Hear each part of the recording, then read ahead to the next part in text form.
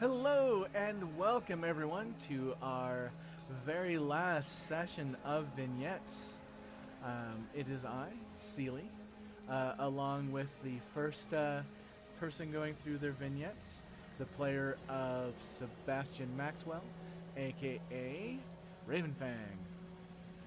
Greetings, everybody. How we doing?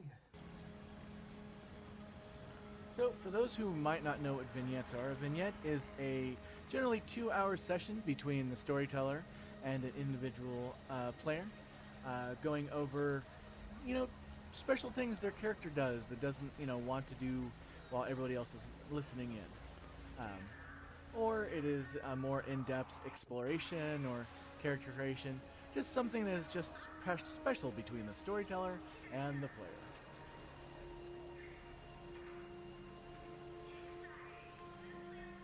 Today, we are going to be exploring pretty much from the point that our amnesiac Nosferatu realizes his life is different. He's a Batman, not a bad. Yeah, you're more of a Kirk Connors. I think it's Kirk Connors. Yeah. I can't remember Man-Bat's last name. I don't think it's Connors. I can't remember actually. It's been a while since I watched. I'm getting it mixed up in my head with Dr. Connors, who is a Spider-Man villain. Well, Man-Bat was a scientist too, so I guess he's technically has the Doctor title. Many of the stealing from one and taking to the other. Yeah.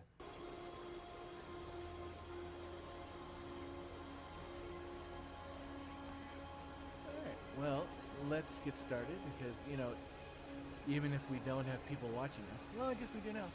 We, at the very least, are being recorded for prosperity.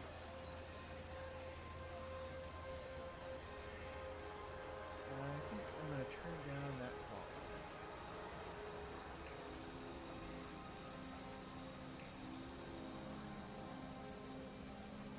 Oh, it's weird. It says nothing's currently being played, but I hear it. Oh, that's not me.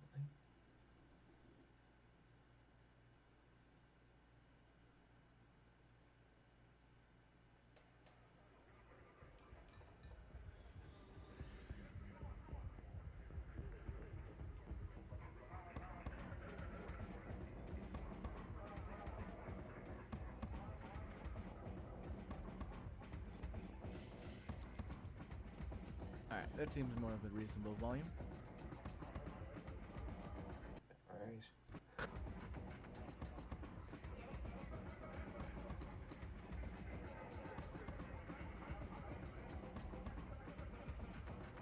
You wake up.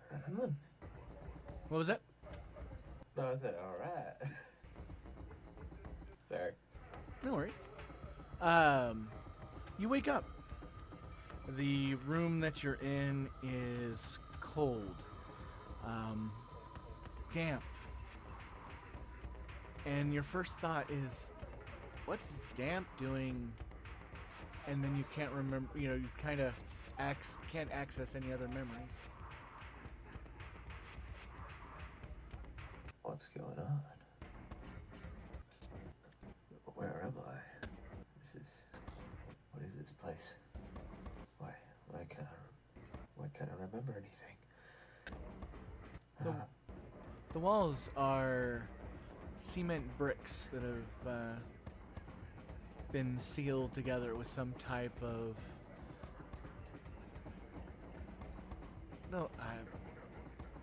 spackle or something.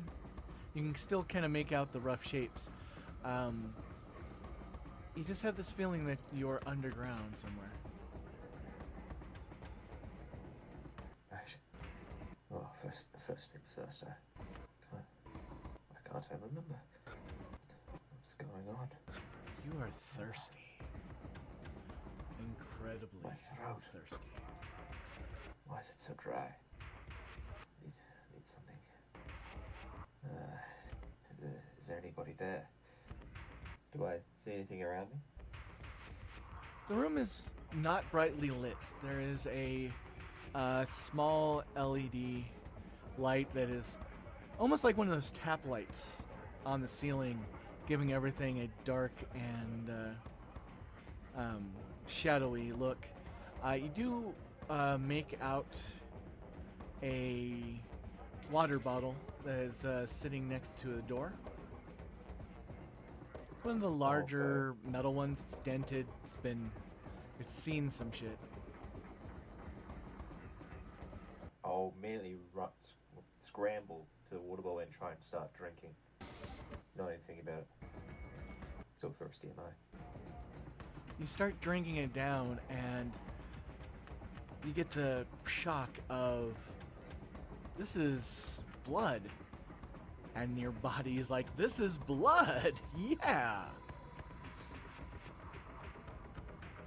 I suppose, can I do a self-control? To see if you can manage to get it all down without vomiting? I was going to say, if he notices it's blood, I guess he would probably, first instinct would be to try and throw it away, because, you know, as someone who's just turned, it's not... Well, definitely give me a self-control to overpower your body's desire to fill itself full.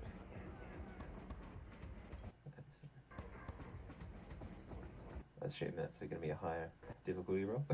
Nope, just 6. Just 6? Alright. That's 2 successes. So, you throw the bottle across the room, making loud, clangy noises. No worries. What's going on? That was blood in the bottle. What the fuck? Why did it taste so good? He's gonna start banging on the door. Let me out! What's going on? A staticky speaker. Everything is okay. Just relax. You have been sent to us. You had a bit of a accident. Everything's going to be okay. Accident? What happened? Why am I here? You were... what is a way to say? Removed from life to a certain degree. But you're fine. You're, the peak of health. Peak of health? I was just drinking blood. Yes, that is going to be a reality that you'll be having now. A reality? You in the next day or two are going to have to come to grips with your current situation. Allow me to introduce myself. My name is Lois Nielsen, and I have taken responsibility for you, my little orphan child. Orphan? Is that... I have no memory of my... Why can't I remember anything? It happens sometimes. The embrace, it is very, very traumatic.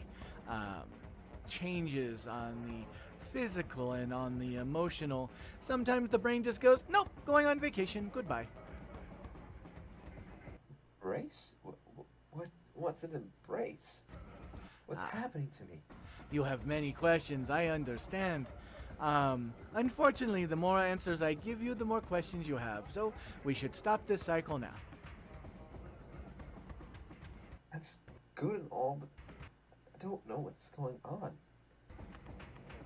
What is going on is you are being reborn, a new part of life. And no birth is easy, so I will talk to you tomorrow. Good night. Click. He's literally gonna try and break the door down if he can. You bang on it, like, you know how like you freak out, you're like just banging on the door. You are throwing yourself as hard as you can, and to your surprise, hard as you can is harder than you expected that you could. Throwing your body against it, dents are appearing in the door, but it's not giving. It is solid steel. it is, I mean, even when you break through, which at one point you're like, you know what? Let's not break through the wall, break through the door, break through the wall. Nobody ever thinks to reinforce walls. Except for once you powder the cement bricks, there is also steel on the other side of them. You make your hands raw, shattering and ripping off. What's up with your hands?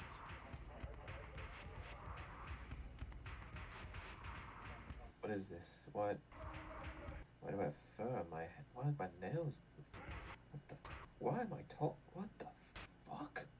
Pardon my language. It's okay, we're already demonetized. This is also when you realize that you are naked.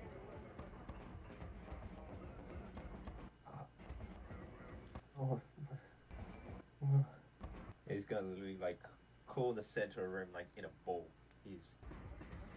There is a mattress in the corner. It's clean. It's got a couple of old blankets.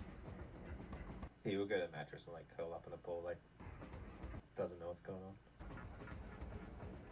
You don't remember what you used to look like, but you know for a fact you never looked like this. Don't think I ever looked like a human Batman.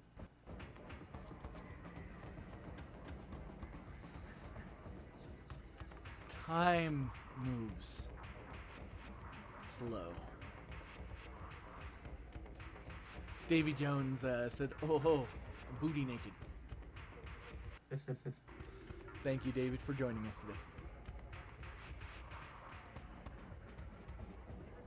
Time. It's hard to track time when there's no, movement of, the celestial bodies. There's no ticking. There's no way. You don't even have the beat of your heart to be able to guess how long things are going. You are trapped with your thoughts.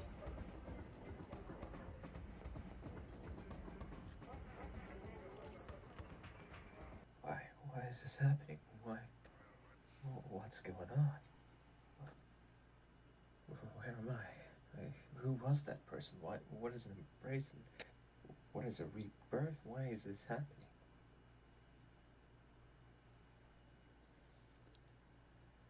The way, at least I know for my mind, it has a tendency, if it doesn't have any new input, to slowly go in circles, almost like a catch-22. You think one thing, which leads to another, which leads to another, leads you back to, and there are no satisfactory answers. Time goes until you stop being aware. And then you're aware again with a start. You weren't tired, you weren't sleepy, it's just one point you were thinking, and the next point, nothingness. The spill of blood that had poured out of the bottle and was slowly spreading on the hard cement floor has been cleaned up. And there's 3 new Earth guest is scavenged water bottles. Because if you can find anything, you can find water bottles anywhere. All of them are steel, or steel looking, dented. One has a very popular animated character for children on it.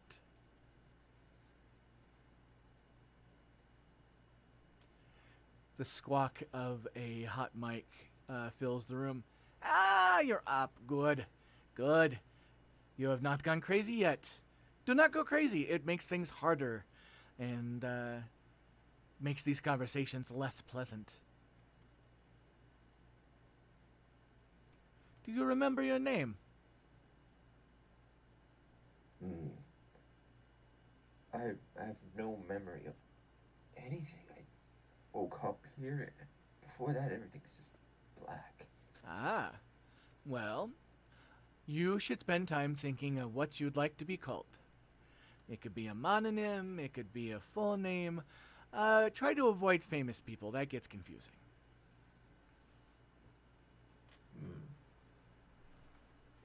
Okay. But why am I here, though? What is this rebirth, this embrace you were talking about? Well, are we calmer today? Calm as the situation allows? Maybe you should drink something and then we can talk. This is the first point. Sorry. This is the first point that you realize that you have somehow know exactly how much blood is in your system. You can feel it inside your body, and you can feel how much is there and how much isn't there. And right now, there's about 60% isn't there. Why can't I tell how much blood's in my body? Why do you drink blood? What? Because it is the only thing it exists. So when you were alive, a mortal, you were filled with water. At least that is what the scientists say. That has been all replaced with blood. Congratulations. Okay. Now, to be clear, when it is inside of your body, it is not called blood. That is what you get from mortals. Yours is called vitae. It's refined through a process that is unknown to science. Perhaps magic. Magic? Yes, I'm putting putting cart before horse. Drink some blood. It is good for you. And as you can feel inside, it is meant to be there. And when you drink a couple bottles and have a clearer brain, a little less of the hunger, we will continue. Click. He kind of sits there for a bit and thinks things over in his head, and eventually comes to the conclusion that he's going to try and drink the blood. Now that it's not a surprise, it is delicious. You can't remember, pun intended, the last time you've had something this delicious. Why is this so good? Oh. I mean, you remember... Oh, go ahead, sorry. I was going to say, it kind of finishes the last bottle. I mean, you remember eating food, you know, apple pie and cheeseburgers and delicacies from where you... And that's where it kind of drifts off. You don't remember where you're from or what. You are not... You have a... I mean, you even know the word. Well, you might not know the word. How many dots in academics do you have? I have 2 in academics. So that's, you know, you've been to college, probably didn't finish college, or went to a junior college. So, I mean, you've learned things. You've also watched TV, so watch one soap opera and you'll know what the word amnesia is.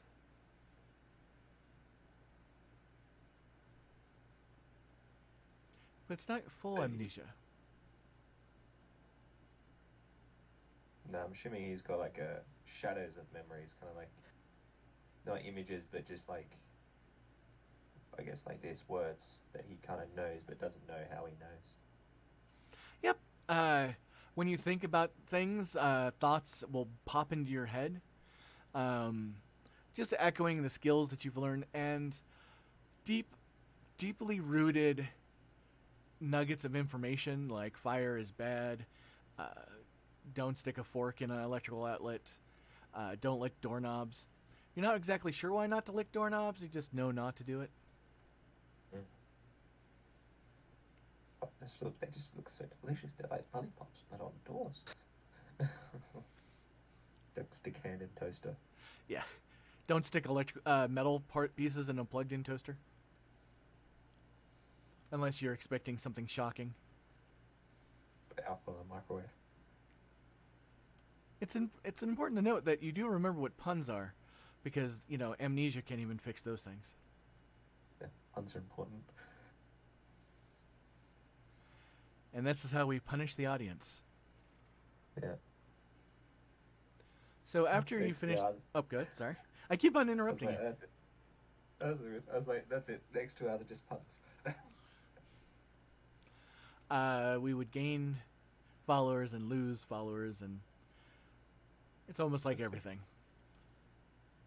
After you finish your second bottle, that scratchy, low rent speaker. Okie dokie, how do you feel? Calmer, but still confused. Confusion is normal. I mean, first and foremost, realize you are now a monster hated by all. Except for other members of what is to be known as your clan. That explains the look, I guess. I mean, as the ways go, at least you have all limbs, and you're a big guy.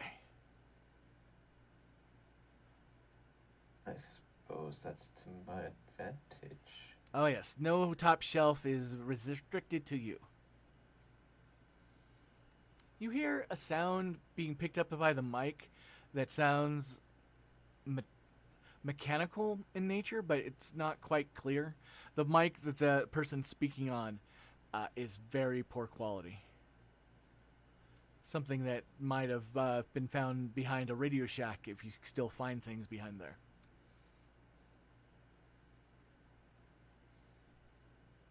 Are you gonna let me out, or am I... You're not done cooking yet. We have that 30-watt bulb, and you should be done by tomorrow, we have estimated. So now we fill you with knowledge. Right. You, my fine furry friend, is known as Clan Nosferatu. That word sounds familiar, but I can't place it. It only matters if you like old movies. Okay.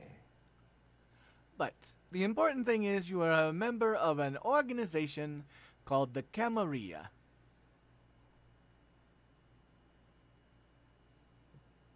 What does this organization do, and why am I part of it? Oh, we always ask the same question, and nobody ever... No, it's a joke. I should not joke with a person that has no memory. It ruins punchline. The Camarilla is a organization for vampires by vampires. Congratulations, you're a vampire. Empire? Yep. I guess that will explain the blood, I think. Yes, but it is not like movies. I mean, some movies kind of get things right, and some movies sparkle. Do not trust your memories. I don't have any, I think. Oh, you do. I'm certain of it. They're in there somewhere, underneath layers and layers of trauma. Trauma? Yes, trauma. The trauma of being born. Don't worry, babies have same problem.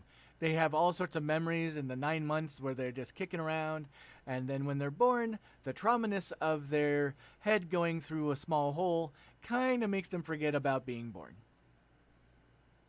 I have it on good authority. Remind me not to ask you too many questions. Oh no, you should ask me all the questions. That is the reason why I'm here, to answer things and to give you a helping hand forward. Okay, so what's the next step then? Well, the next step is to ascertain your usefulness and how you can contribute to the overall success and wonderfulness that is our clan Nosferatu. Do understand that when you go above ground, people will like, it's a monster. And that's even when they're vampires, they still do that. It's really rude. But Clan Nosferatu looks out for Clan Nosferatu. Down here, you are safe, you are loved, and all members of Clan Nosferatu, well, almost all clan members, but we do, term is kind of murky nowadays, but we go by Nosferatu first. First and foremost, we are Nosferatu. We are secondly everything else. But the important thing is when we go upstairs, pick a persona that you want to embrace. Embrace. I was being funny. Oh, because that's what happened to me. Yep. That's not really funny. That's kind of harsh. I was embraced too. I went through the same thing. At least your limbs didn't pop off. Did you get to keep your memories? Some of them. That's fair. The worst part is I get to remember all the memories of running around and enjoying having legs. I don't get those experiences anymore.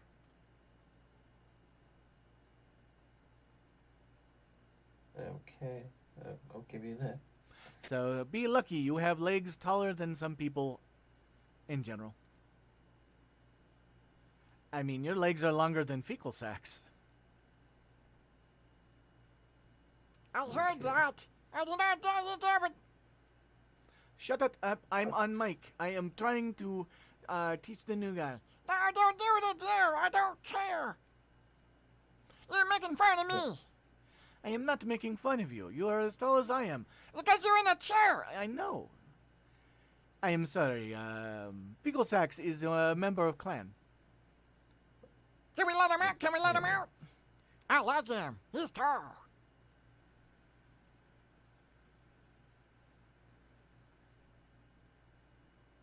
Why is his voice so high-pitched? Mr. Sax is like 3 feet tall. Right. Poor guy. Assuming he's a guy. It is very dangerous to assume gender with Nosferatu. Just assume they're Nosferatu. Or Nos, then, would be the term. There you go. Don't worry, everybody learns or go crazy and die. You seem to be on the road to not die. Crazy and die? Well, every now and then some Nosferatu will go, oh my god, I'm a monster. I cannot come grips with this, so I will go and, I'll see sunrise. Yes! Sunrise is bad, by the way. Hurts a lot.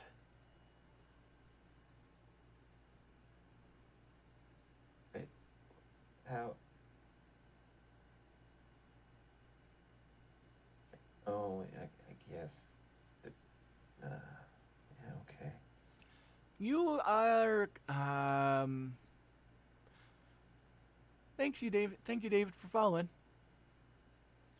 You are what they call cursed by God. All of us are.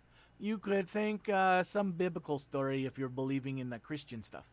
However, God said, you are cursed for this, and you will forever feed upon your kind, and blah, blah, blah. So, throughout history, we used to be the lords of the night, running around and scaring, peasants, and then peasants started to multiply because, they're like rabbits with that things. Then the pitchfork goes into rifle, then shotgun, then assault rifle, and now, yes, so we do our very best to hide from those that wish to destroy us. Okay, I guess that makes a bit of sense. But It is very important to remember. Do not ever forget this. You are hunted by monsters that are scarier than anyone we know, and if they find us, they will slaughter and kill all of us. We stay hidden, we stay quiet, and we do not make big racket. I'm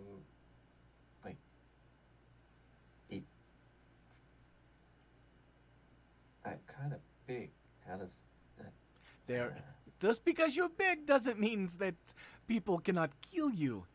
I was gonna say, like, how do I be inconspicuous, I think is the word. Think I wish to not be seen. Right. So I take it I'm using unseen. Unseen. That's up to you. You can experiment around with figuring how to trigger powers, and I mean, what level of obfuscate do you have? Level 2 obfuscate, level 1 in potence and animalism. Neat. Walk with the animals, talk with the... Oh, the animals are stupid. So, you first deafen all the sound around you. And then you're not hearing anything. And then again, you don't know if she's talking. Well, they're talking. You can't really tell gender so much. But they did say their name was Lois. So... Last name, Light? Nielsen. Yeah. Nielsen. But you then work on it more, and you feel strange tingling across your skin, and you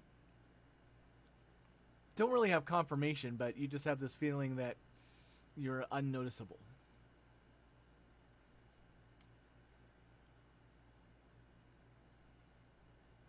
Well, this is gonna be useful, I guess. There is no sound. Oh, shit. I guess you turn it all off. Until you... Oh, okay. Now we're hearing again. Yes. Being quiet is important. Now, remember, it has range and it is not real silence. You are just tricking brains of those around you to not pay attention to sound. Right. Remember, screams carry farther than the people around you.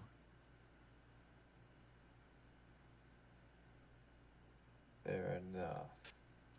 So, I need to get going. I have some filing and paperwork I have to do. I will come and see you tomorrow evening, and if everything is good, we will get you out of the box and get you fitted for some clothes. Oh, congratulations, by the way. Assuming that you wanted to have a penis. Some people didn't start with one, and some people don't know what to do with them. Some people lose them altogether. You should see Mr. Sachs. He's a Ken doll. Fuck you. I was trying to stay serious. You must have a certain sense of humor to exist the way we do.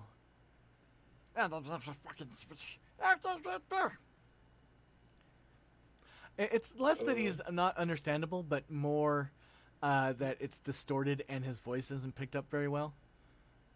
Yeah. That's actually funny as hell. Poor Sax. He is a sad sax. So I take it I'm not being let out today. Tonight, actually. Anytime that there is day, you will ploop, fall right over, fall asleep. Make sure don't be outside. Suntan is bad for you. Okay.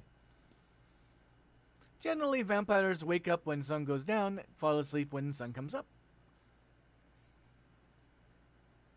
Is it sleep then, or is it kind of just... Only living people sleep. Right. More if you deanimate. Right. And then every morning you'll find that you have a little bit less blood in you. Well, morning for us, nighttime for regular people. Not to be, assumptive of what a regular person is. But a little bit of blood. Some think it is horrible monsters in the night siphoning little bits of blood from us to feed themselves. Some people think it is just the anime, process burns a little bit of that red fuel inside of us. I do not care. I have heard that there is a Malkavian in Seattle who does lots of experiments, and they are very, very much war crime-ish experiments. Very sad. Malkavian? Oh, that's another one of the clans.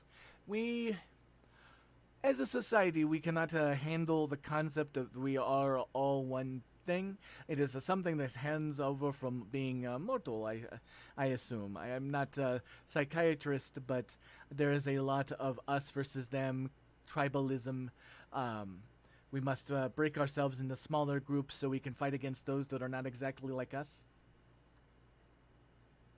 Right. Do they also look like he kind of gestures to himself? Oh no, that is Nosferatu special. That is our quote unquote curse. Right. Yes, our curse is to only star in B horror movies. It is a rough life.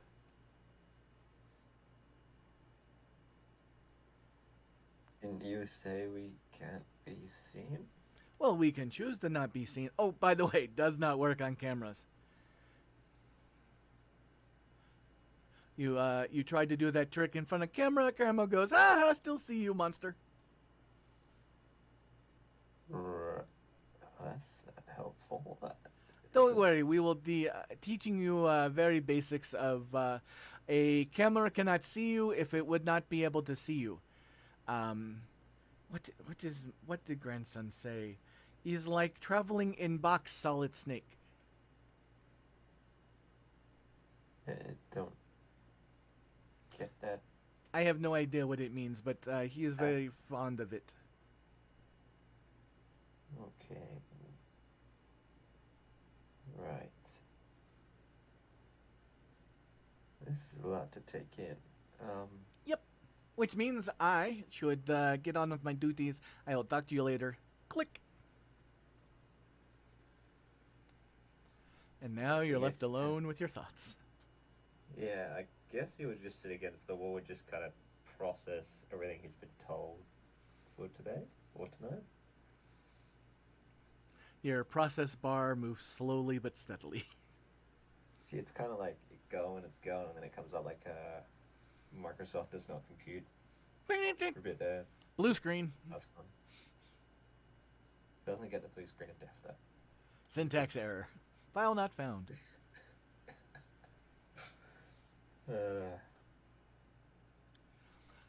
The funny thing is, you do like a physical inventory of, your body, and you don't feel pain. I mean, your hands from yesterday looked like hamburger. They're just horrid and torn apart, but it never really registered pain. You just like, oh, hey, I'm damaged. And tonight when you woke up, they were back to the way they were before. All the micro abrasions and missing fingernails have reappeared. They're not really fingernails. They're closer to talons, but they break just like fingernails, so don't get all woolly on things. Okay. So I guess when I deanimate I think was the word she used. It seems everything kind of just reset. Guess that's useful if I lose an arm. And when you're thinking about losing an arm, now first off, I should look at your character sheet instead of just asking you questions. Oh, you do. So, when you think about losing an arm, you can feel all the blood in your arm drain out back into the main body. And you can feel that with a little bit of effort, you could detach your arm with no major issue. your brain just instantly goes, well, I will detach there, and there, and I can just pop it off. Boop. Not that you do, because that's a certain level of a cliff you haven't jumped from yet. What is happening to me? This, I don't.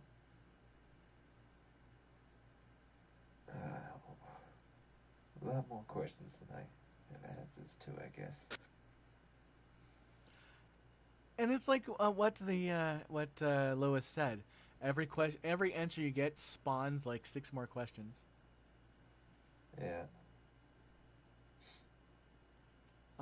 The good thing is if you get bored, you can just have fun moving blood around your body.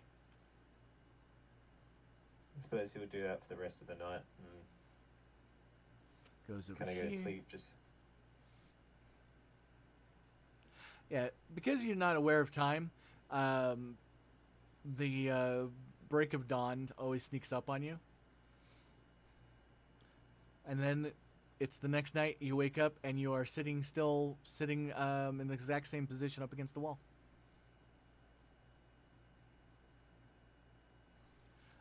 There are different containers. This time there looks to be like 4 of them. He would start drinking a bit more.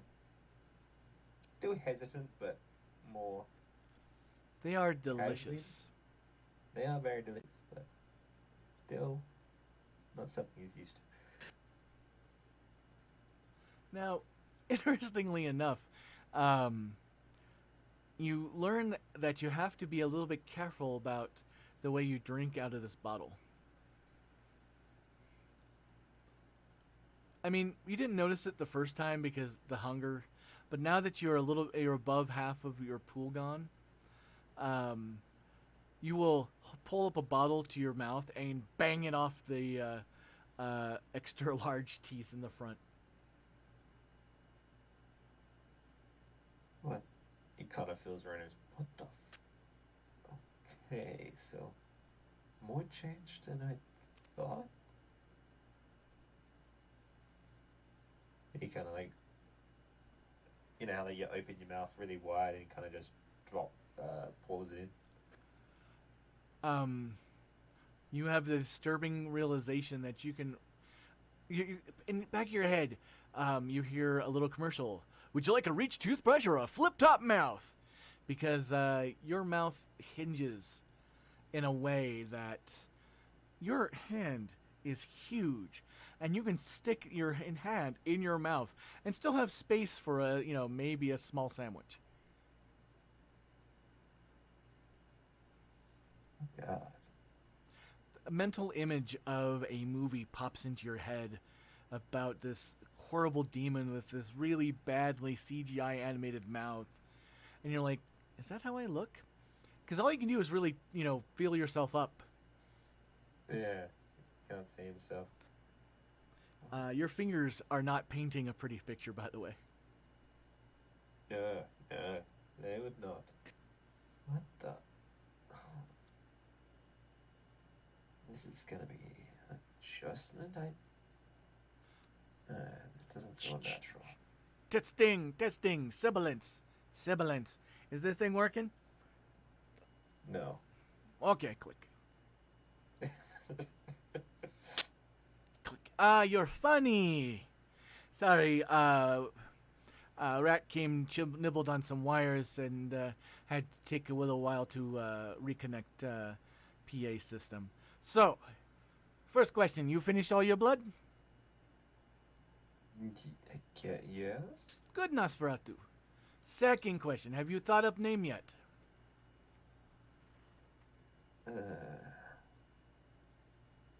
Sebastian? Sounds right. Little Disney, but that's fine.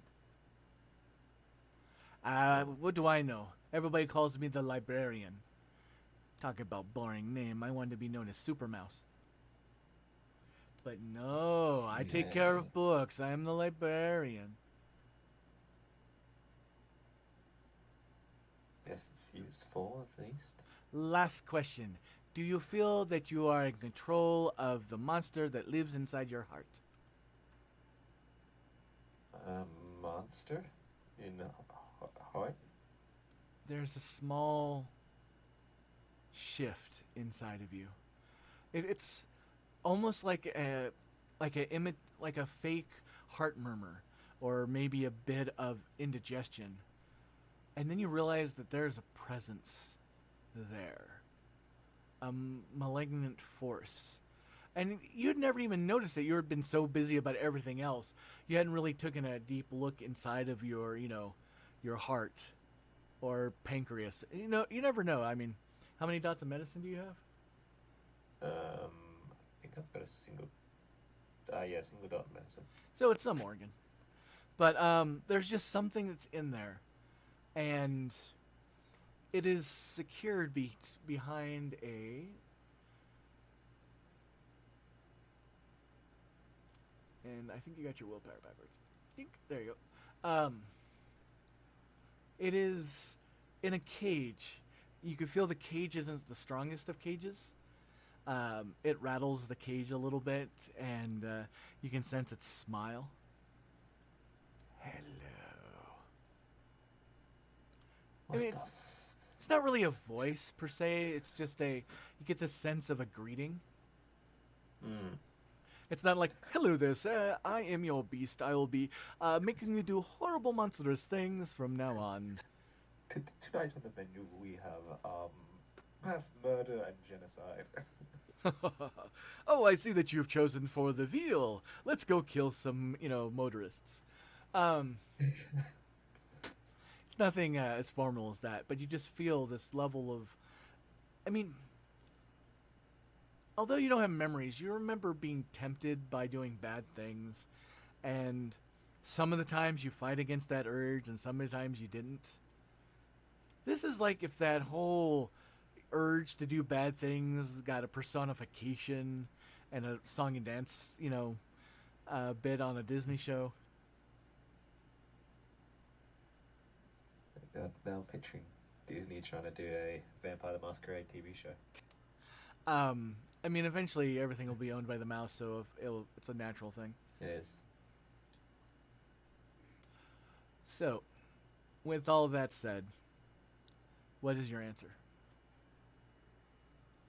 I believe so. I didn't notice it before, but it seems to be in a cage, kind of like not a real cage, but like a good way of imagining it, I guess. It is. It is very good. Do keep in mind, like a cage, it's not soundproof. Your beast, as it's referred to, will whisper and encourage you to do things. And the more times you listen to it, the less and less of what you once were will remain. And you already have disadvantage of not remembering what you once were. It's still there. You are still part of human. Even though some kindred think it is derogatory to be referred to, but we are just, humans who are cursed. Right. I'll have to keep that in mind, I guess. So, there's a click. And then you hear chunk, chunk, heavy metal bars sliding, scraping. Not unkind to listening to a vault being opened. And that's also when your brain kind of realizes that there's no air holes in here, so, and you haven't been breathing, so it's totally fine. There's not even a drainage ditch. Hey. It's those things that you don't really notice until, oh, wait a minute. Especially when the door opens up and the air rushes in, you're like, oh, air. Helpful. You see a group of people standing around the door. Well, all of them but one are standing. The person who opened the door is clothed head to toe in blackish brown robes, mask that is almost conjoined at the top of the brow on the mask gives them a completely hidden look. The only thing you see is the eyes, and the eyes look almost multifaceted and sexual. And there's a part of me that thinks I didn't say that word right, but there's a part of me that thinks that's, you have too much sex inside your insects. The things my brain thinks of. They're the ones that have opened the door. And they just stare at you with those dead eyes. You don't really see your reflection because this isn't Hollywood. Standing next to her is a foul, foul little creature. Maybe 3 feet tall.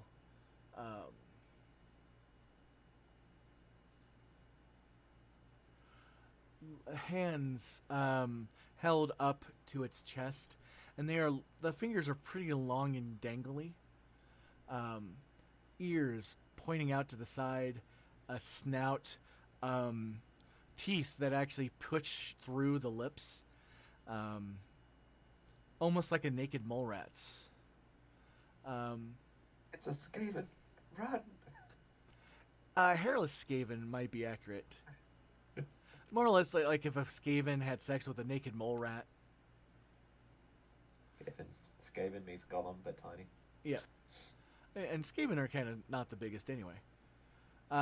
It has a mohawk of hair, but that's the only hair. Everywhere else is completely hairless, that you can tell.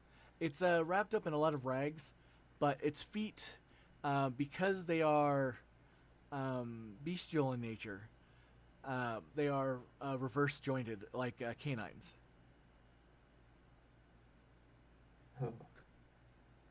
He kind of steps out the vault and taps on the door. He's like, "It exists, don't you think?" It's not my policy, man. The little Skaven-esque person says, standing in the background.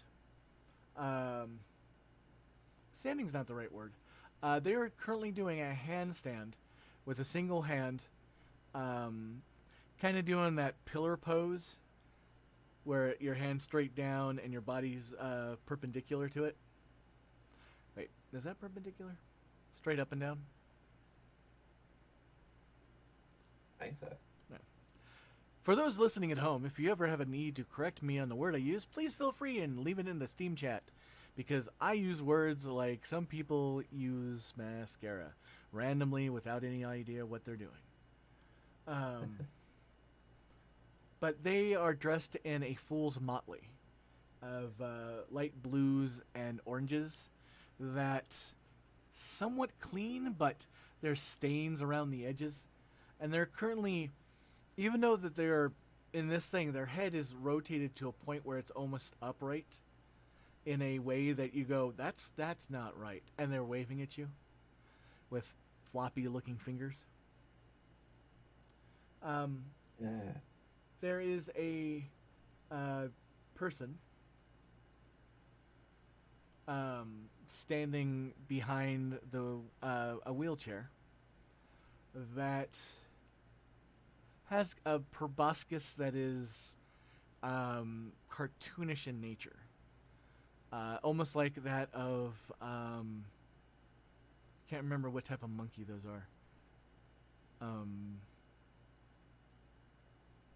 I can't remember. Oboe? Or maybe that's a musical instrument. Anyway, it is large. It is swollen, and it seems that he has taken it and tucked it into a headband, which you can kind of see underneath the hood. And you can see his mouth underneath, or its mouth. And it nods to you. They only have one arm.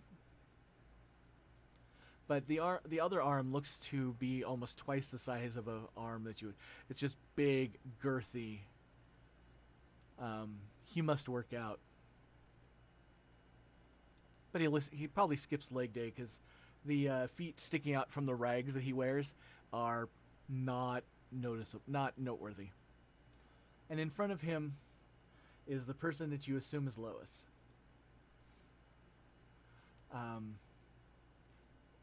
Crushed velvet smoking jacket.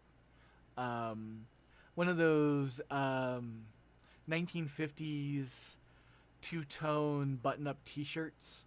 The type that you would imagine a guy said, "Hey, hip daddy," would wear. Pair of jeans that have been tucked under the seat. So you can tell that they have no legs. The chair is very, very nice. Crushed purple velvet, handcrafted wood. Definitely looks like somebody who had a lot of love for the chair carved it. Their hands end in lobster claws. The type that would get somebody a job at a circus attraction in a less aware time.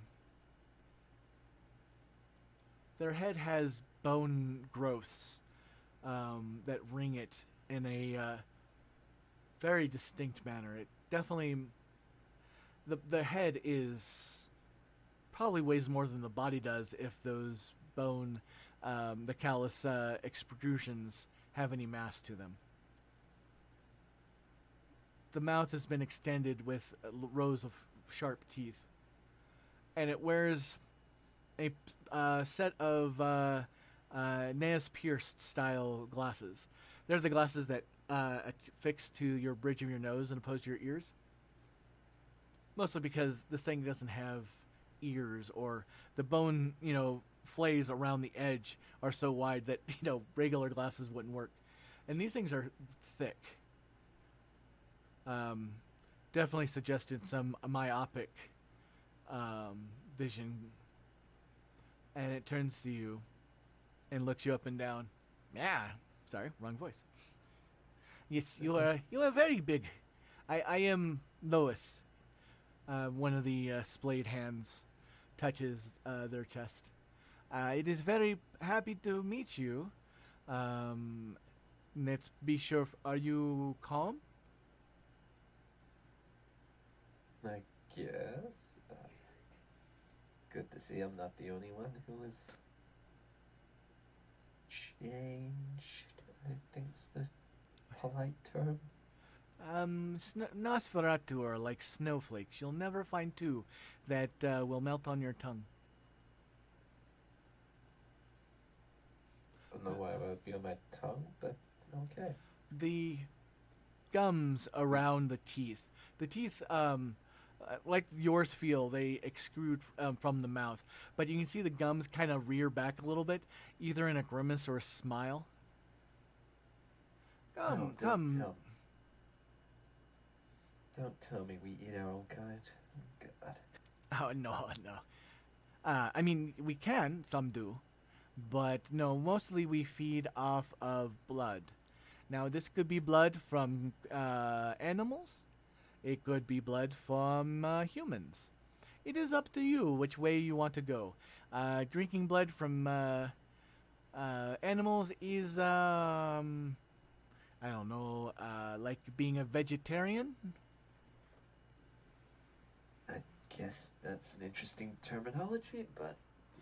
Okay. I mean, when you are a carnivore, you have to, apply what you can. Okay. So, let me introduce those around us. The individual at the door, that is Cassandra. Hello. It is nice to meet you.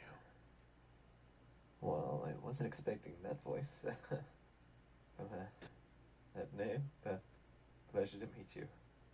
Oh, am I not feminine enough for you? Would you like me to go put on a bra? Dance around? God damn, we got another one. And you see the person turn and just stalk off. Or aren't you a little snowflake, going off the previous analogy? She will then, the librarian will motion to the Skaven, as we mentioned before. That is Mr. Fecal Sax. Looks down. Hey, what's up, buddy? I. Not what I was expecting, but pleasure. Well, you better stop expecting things, bub. I mean, you're not Alice, and this ain't the fucking Looking Glass. And if you say curiouser and curiouser, I'm gonna punch you in the nuts. Assuming, oh, that you do right there. You should probably get some pants on, dude. Oh, Pete, you can reach those, but okay. Oh yeah, speed bag. Oh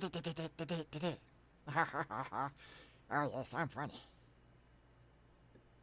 Sure, buddy. Okay. The person behind us, I assume in some type of awkward hello position, we refer to as fool. They are silent. And deadly, I hear.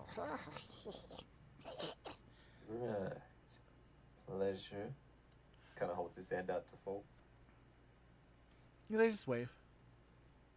Yeah. Oh yeah, you probably shouldn't shake hands with people. Vampires can do stuff with you by touching, and also, look at your hand, man. What have you been doing? They're disgusting. Well, you guys have me locked in a room for... Hey, not me, man. Not my car. Right. Is this where I find out you're the hidden leader? There's soft laughter. Cassandra is gone. Fool, his body shakes. Its body shakes like it's laughing, but no sound comes out.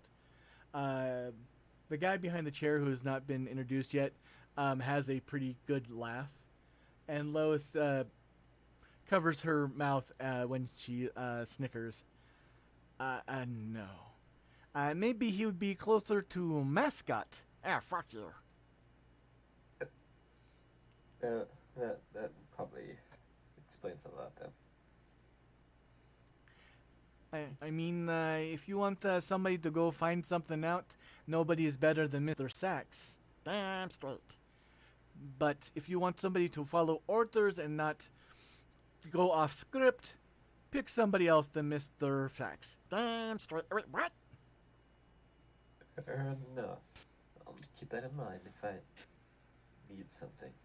The man pushing my chair, that's my grandson, Mac. Nice to meet you.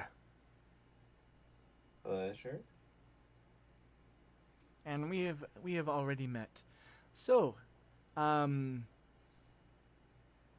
better buckle up. This is going to be some learning curve exercises. I have one serious question, though. Okay, what is I assume you'll have more than one, but let's start with the one.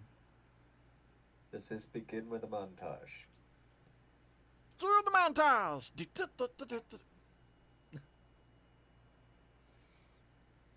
It is, for all intents and purposes, a montage.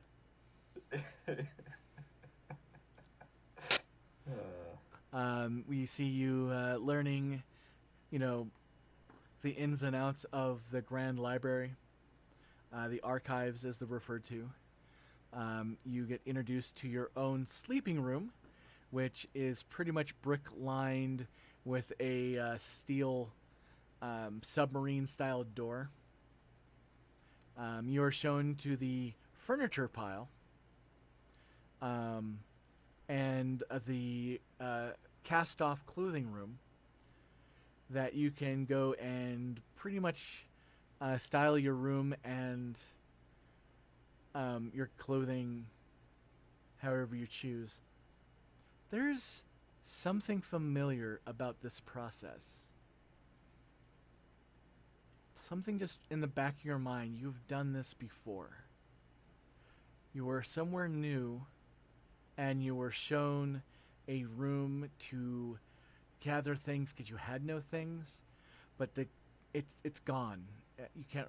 It was there for a second. It's gone. This is gonna be something to get used to. Some things just feel so familiar, but you just can't place it.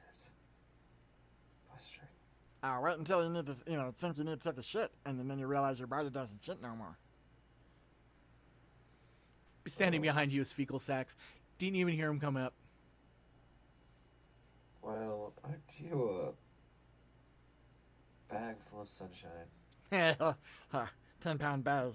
Anyway, no, it's fortunate. See, and he holds up one of his feet. I got rat feet.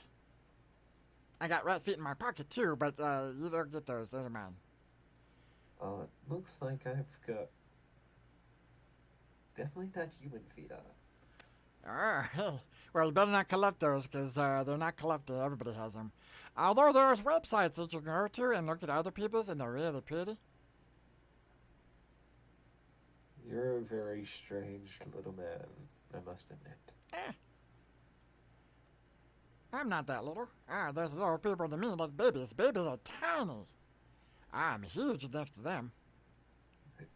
In my defense, I'm only going up my perspective. Oh, that's true. I come up to like your knee. Yeah, I don't mean to alarm you, but your taint looks to be bad.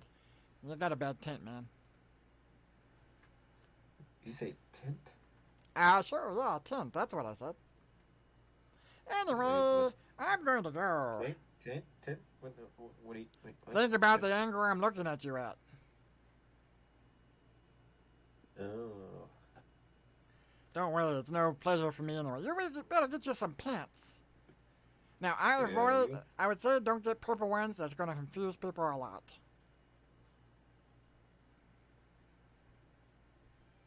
Okay. Suppose black is decent.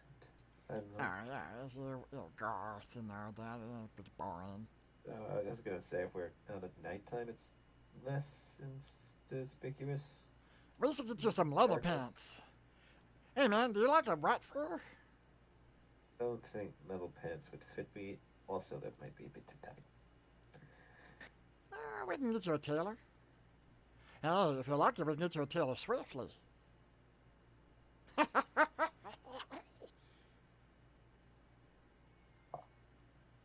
You're very funny. I think so. I like to think so. I am a Humanian. I used to do stand-up comedian, but nobody could see me on the stage. That would explain why I never heard of you. Well, I never heard of you. Now, it's always amnesia this, and I didn't call you back from the date for that. Man, it's hard dating on Twitter. I mean, not Twitter. Some other site. Yeah. This ad's been brought to you by Twitter, your favorite place to go dating. Your new Tater app. Yeah. Twitter's gonna have a dating function soon. I was just... So, there's Tinder, and there's Grindr. What would be the Nosferatu dating app? Like, Dumpster? I was gonna say Asylum, but okay. So, back into the montage. And everybody, please say hello to my supervisor, Miss Yaga, who is woken up long enough to comment on my streaming. Or maybe she was just doing a drive-by on the way to go get food. Probably a drive-by. Don't hear it. Oh, good. I heard her, and, that's enough. So, days turn into weeks, and weeks turn into months. Very quickly you find that you are pretty much the assistant to the librarian. There's lots of little jobs Nosferatus do, but this allows you to get familiar with the whole organization system and the fact that you can reach the top shelf. Mm-hmm.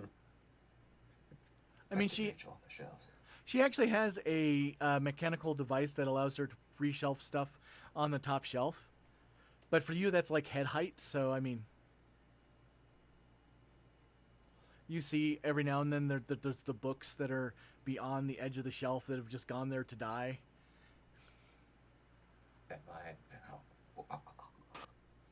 Now, do you share with the librarian about those books, or it's just your personal, I know where the book graveyard is? What type of books are we looking at? It really depends on what type of person you are. Most of them, I mean, all the books are handwritten tomes. This isn't really much of a now there is a library area, but are almost all reference books. And not many of them look to be used anymore because the internet. But the internet's only been around for a short time in the vampiric world. I suppose he will share the knowledge. Oh, could you get those? I have a list of missing books. Kind of brings them. I keep on thinking it was Sachs stealing them and selling them to pawn shops. He does that, I think. Or I don't know. I never caught him, but I assumed of anybody, he's the one that would be doing it. keep an eye on sex. Note to self. So this is probably a good point to point out that you should keep an eye on all vampires. And now, as much as I'd like to say that Nosferatu support Nosferatu, we do. We very much care about one another. They're still vampires. We're still predators. So never fully trust anyone. That's a healthy way to live, I guess. It is a lonely way to live, though. Yeah. Why just not kill them if they're in the way? And that is your beast talking to you. Well, okay. That's creepy. See, it's insidious. It is whisper in ear, making you think bad thoughts. Keep that in mind. You should. I am trying to give you a good foundation to be able to exist on. Unfortunately, there are many people out there that like twisting and making monsters even more monstrous.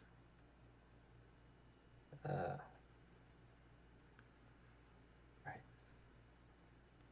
I have heard tale that there is one Nosferatu out there, a member of the Leatherfaces. We have different factions, by the way. We have Leatherfaces, Cleopatras, Beastmasters.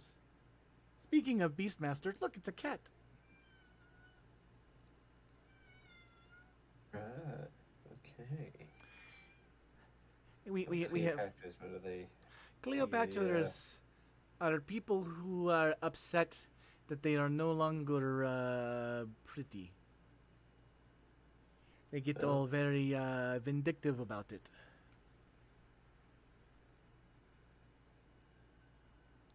Hey, I take it they take their anger out on pretty people? Everyone. Oh, okay. Then there are Leatherfaces, and they are people who did not survive mental stability. They are, named after serial killers like those movies. Guy with chainsaw. Michael Myers. No, the guy in Texas. I think it's Texas. I mean, they are bigger chainsaws, and everything's bigger in Texas, from what I have told. Never been. Does that mean Saw was a Nosferatu? I mean, you could make correlation, but technically all horror monster movie people are Nosferatus, other than Scareface, or whatever his name is, because he's just a guy in a costume. Fair enough. I mean, why is he even considered to be one of the horror icons? I mean, it's alright. I watch horror movies. I think it's funny. I suppose your life is a living horror movie. Yeah, I guess. Yes, at least our special effects are not bargain basement. True. Oh, True. side note, Thinking. do not go into movies. Do not be that guy. You saying I can't be a movie star? Kinda pretty no. cut out for the role. Yeah, one role. And we don't need another Freddy Krueger, thank you. That's hurtful. Wait, he was an Nosferatu? We don't talk about Bruno. Let's move on.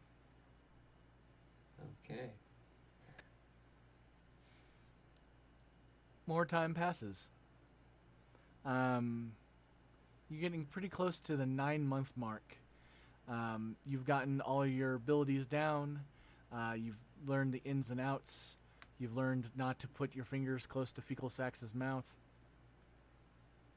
Hey, he bites me, I'll bite back, so I can probably fit him in my entire mouth. He's more of a sucker than a biter, which is a little bit more disturbing. Yeah. That's, yeah, no, you're not right there. He says it's because he's part goat. He just wants to suckle from you. But it's an awkward conversation both of you just kind of walk away from. Don't goats just chew on everything, though? It's like you've been around goats before. Oh, that explains why you're such a bad man. Yeah. I just had the image of, goats like chewing on cans, so I just assumed they chew and eat everything. They are pretty omnivorish. They're everything-vorish. So, you are being allowed out for the first time. You are to walk around the rack and practice not being noticed. Guess it will probably go like rooftop. I Um, don't know. I mean, this isn't Gotham City. It's not. You can't, run from rooftop to rooftop. There is 1 or 2 story buildings. They're a little bit denser in certain areas, but this is also kind of a residential area. So there's not many cameras, though. This is the area that is partially behind the strip, where the people that, make Vegas work exist. Yeah, the belly. You've also gotten to explore the tunnels and the warrens. And if there is ever a big enough earthquake, you think that the whole of Las Vegas will crumble into the ground? Because the whole undercarriage of Las Vegas is honeycombed. Then I'm getting around. I mean, there's a lot of massive tunnels that are designed for flash floods, which have been put to use recently. It was to the point that Clan Nosferatu had to go out and save some of the residents because their homes just the last 6 months, no rain whatsoever. One day, enough rain for 6 months. You guys look out for the underbelly. Above ground, then water goes down, not up. So, definitely you can head up. I was just letting you know that there is a huge human contingent. Oh, no, I was just saying that the flash floods, I said, wouldn't it be better to be above ground, like very far above ground if flash flood, than to be under? It would, because especially even the streets were getting kind of floody. But the problem is the flash part of a flood. Nobody really expects the Spanish flood. No, most of these people were caught completely off guard. They're like, oh, there's a little, they're by a trickling stream of runoff, and then all of a sudden this loud noise comes from up the pipes. They're like, what? And that is when, 10,000 gallons clears out their, scratch-built home. No, that's fair enough. And Almost sounds like Andamuka. It's not like they built their main street in Creekbed. I mean, everywhere around Death Valley is reeling from a quote-unquote once in a 1,000-year flood. But the funny thing is about once in a 1,000-year flood is they've been getting more common. So once in a 3-week flood. Anyway, that was one of the things that you've done recently. But this is slightly before that, your first time venturing above ground.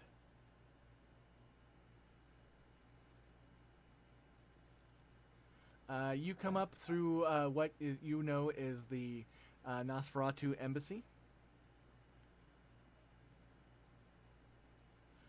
It is a homeless shelter that takes in a lot of people who are freshly divorced from property or spouses of abuse. They take in, 2 or 3 dozen people a night, and they are pretty much, think of 2 airplane hangars long. They are very, very large and very, very well ventilated. Their maximum occupancy is about 800 people, separated into a male dorm and a female dorm.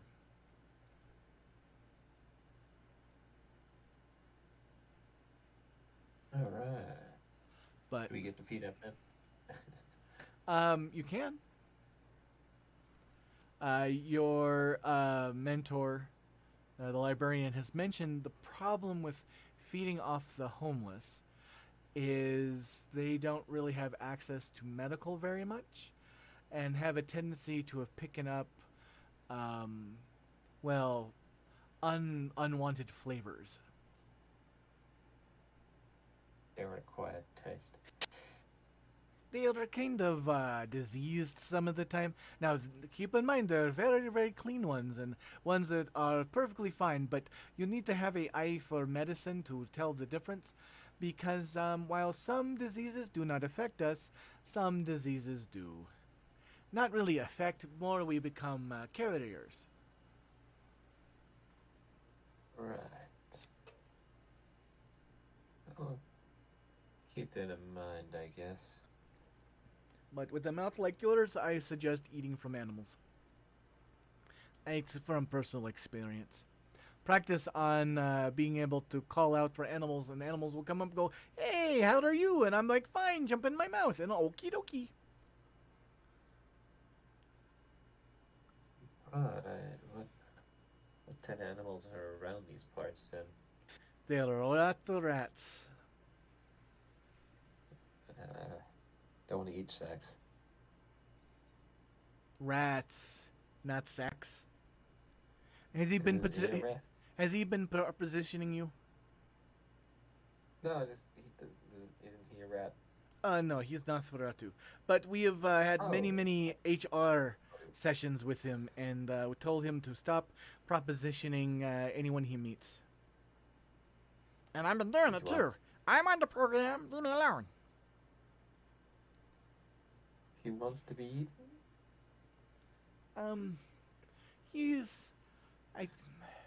I do not feel comfortable talking about people's yucks and yums. Oh, okay. But I think I've heard him more than once say he still has holes to fill. And I'll leave it at that. You're very strange. He is a particular individual. And from the sounds of it, he was a particular individual before he was embraced, and it just made things worse. Or better, depending on who you are.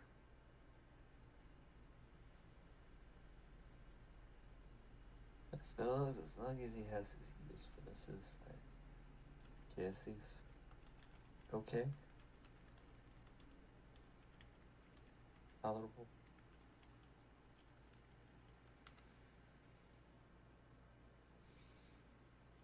His thing. So, you come up through basically under a sub basement. Is very, very clever. You walk into the room that is for the entrance to this place. There is monitors that show the inside of the room you're coming in, and there is this hand crank that you slowly turn. And it takes a pallet that's sitting in the corner and rotates it 90 degrees to make the entrance. because it is connected to through a rod that spins it back and forth.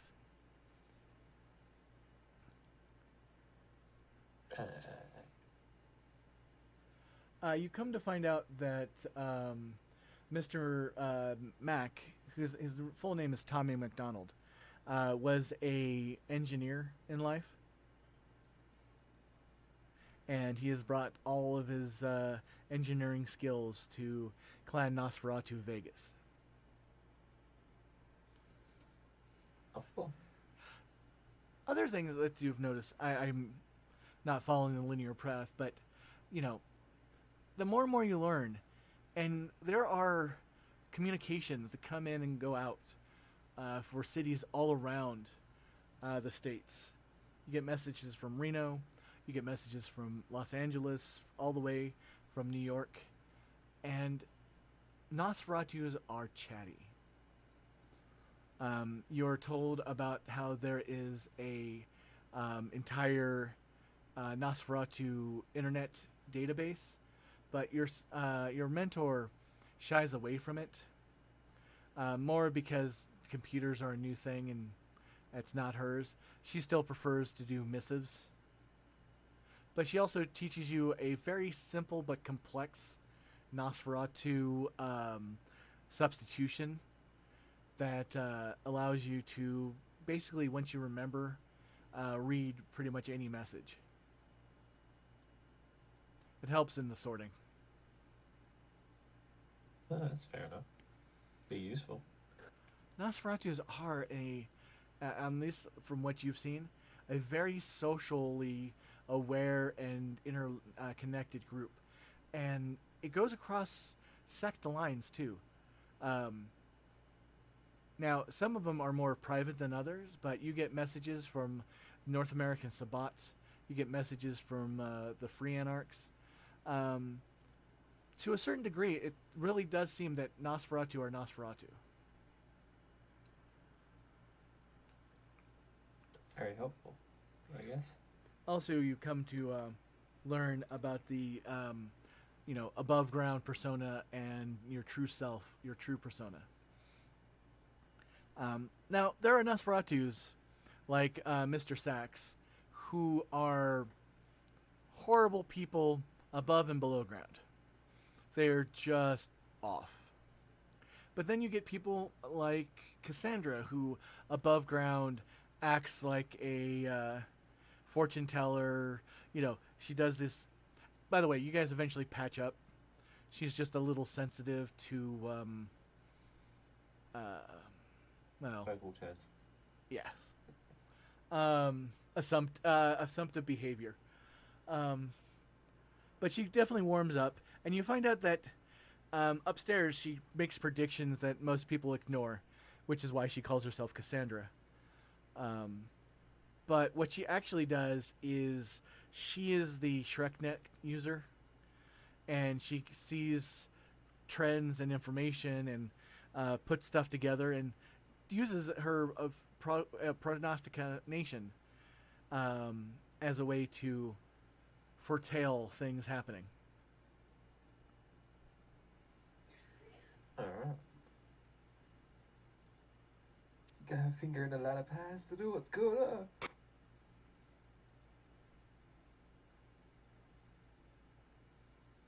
I'd say she's got her fingers in a lot of pies, then. She does. But it is amazing watching her downstairs, kind of being a kind of chip on the shoulder, gruff person, but going upstairs and being a seer and, people coming to her for advice about random things.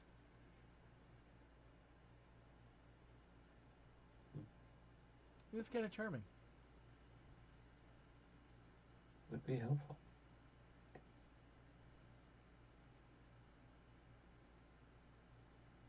So, Alright, so you come up from the basement. You do have a phone that allows you to contact your mentor, which she says, only in times of need. This is for you to learn things, but do not make oopsies, because anything you do will reflect on me, and I do not wish to be killed. No, define oopsies. If you think, oh, I should not do this, then don't do it.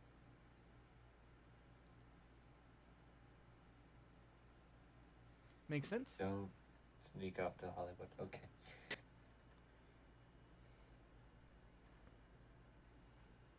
Yes, don't sneak off to Hollywood. How many times do we have to say, no actor? Just saying, I think I would make a great supervillain. You know, here, Disney's looking for one. Clan Nosferatu learned mistake with Lon Chaney. Okay. Just say no. But you said his name was Bruno, but okay. We don't talk about Bruno. No, no, no. Well, that's your biggest mistake. You should talk about Bruno.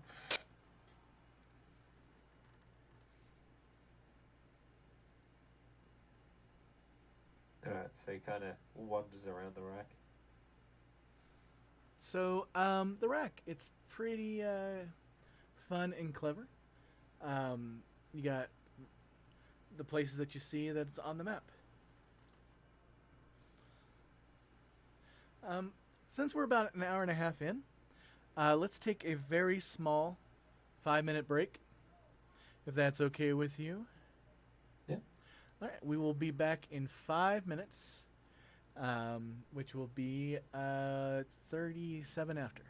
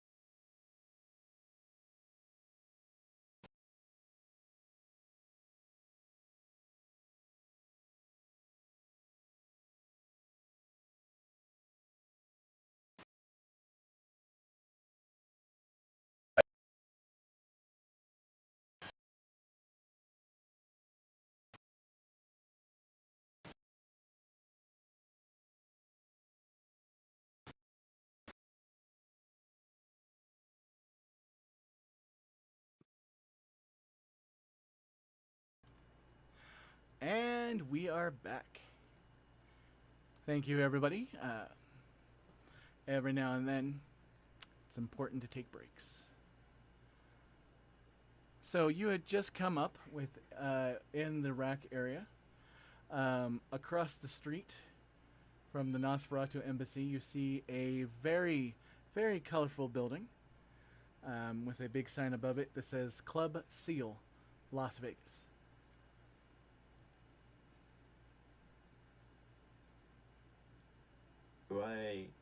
Have I been told anything about said building? It's been suggested to avoid going there. It is where other supernatural faction likes to gather, and while they do enjoy being around individuals, the fact that they want to be around you is the biggest reason why you should avoid being around them.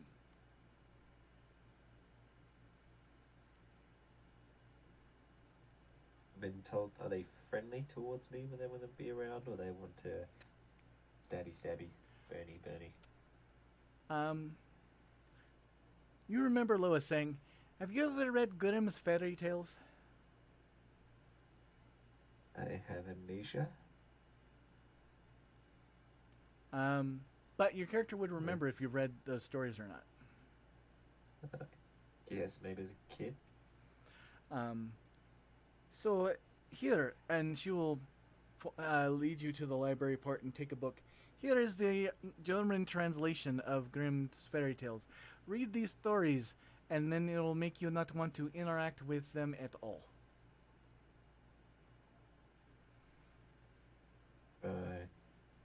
She hands you the original stories where Grimm's fairy tales were cautionary tales, warning children of doing, stupid things in the forest, and every story ends badly, and every story is as innocent as a person lifts a rock off of a little person's foot, because they were trapped, and the little person gets upset and curses them, and just everything is, you never know what sets a fae off. So you get a pretty good idea of the people that are in there, and if they might take offense to something that you thought nothing about, and they might put a curse on you, or a geese, or 100 other things.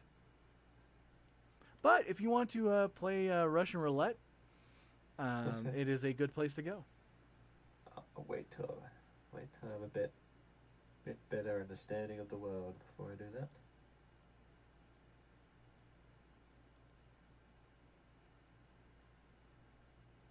No, I don't know if you heard cat meowing. My cat's figured out where I am.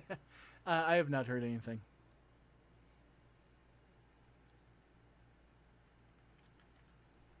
Alright, I suppose he'll probably wander around a bit more. Might look at was it the Red Mill Market? Is that like a street market, or? It is a street market that is it seems like it's spilled out from a warehouse. It is very popular, even late at night. It is one of those markets that the farther you go in, the more interesting things get. Right. Now I do have what's it called? Unseen presence. Yeah, I'm assuming I have that equipped so no one can see me. Yes. Cool. That is how you're getting around, is that and being conscious of people avoiding you. Yeah. But even with that, you have to be careful. You gotta stick to the shadows. You can still, well, you don't actually have to stick in the shadows with the second level, but if you accidentally bump into somebody, that will disturb your unseen presence. There's also a lot of little things like if you walk into a puddle, there's a chance that it breaks your. Anytime you interact with something that reacts to you, might spoil the illusion. And that's what Lois calls them. It says it's illusions, not invisibility, because what you're doing is tricking the minds around you that you're not there, but you're still there. All right.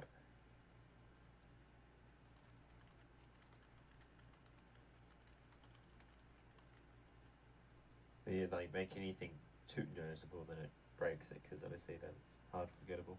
Yep. Whispering has a you can do that if you're not very skilled at it. I mean, you can whisper if you are skilled at stealth. You can do a lot of things, but there's a lot of moments that you wait by a door for somebody to open, and then you slide through after them. Hmm. All right. So I assume nothing too interesting is happening at this mill market. It depends. You get to the back, and there's a stairway down, and there's a sign next to the staircase down. It says, "Caveat emptor." Have I been told anything about this by anybody? Has it come up with any Let's see if anybody's mentioned the market to you. Allow me to roll. Alright. The roll, Sebastian dies. the roll comes Nice. up an 8. Yes, the market has been mentioned to you.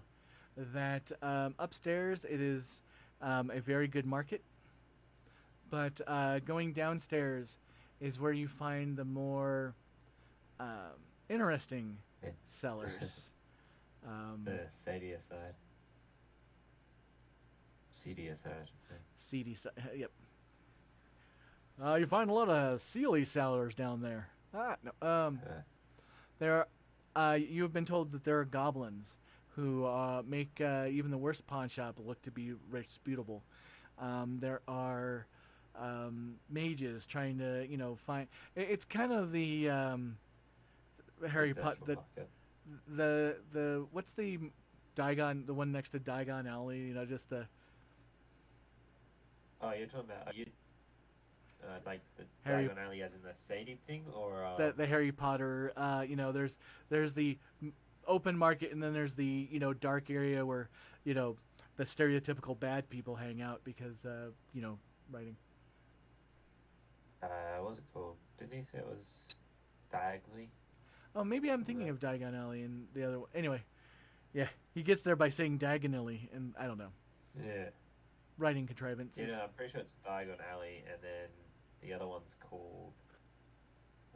It's gonna kill me now. I'm gonna have to quickly look it up.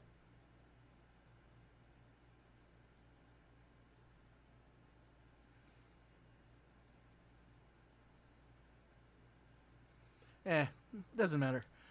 Probably copyrighted anyway. Uh, so do you go downstairs to see the interesting market? Not today, I guess. I feel like I might be a bit too young for that at the moment.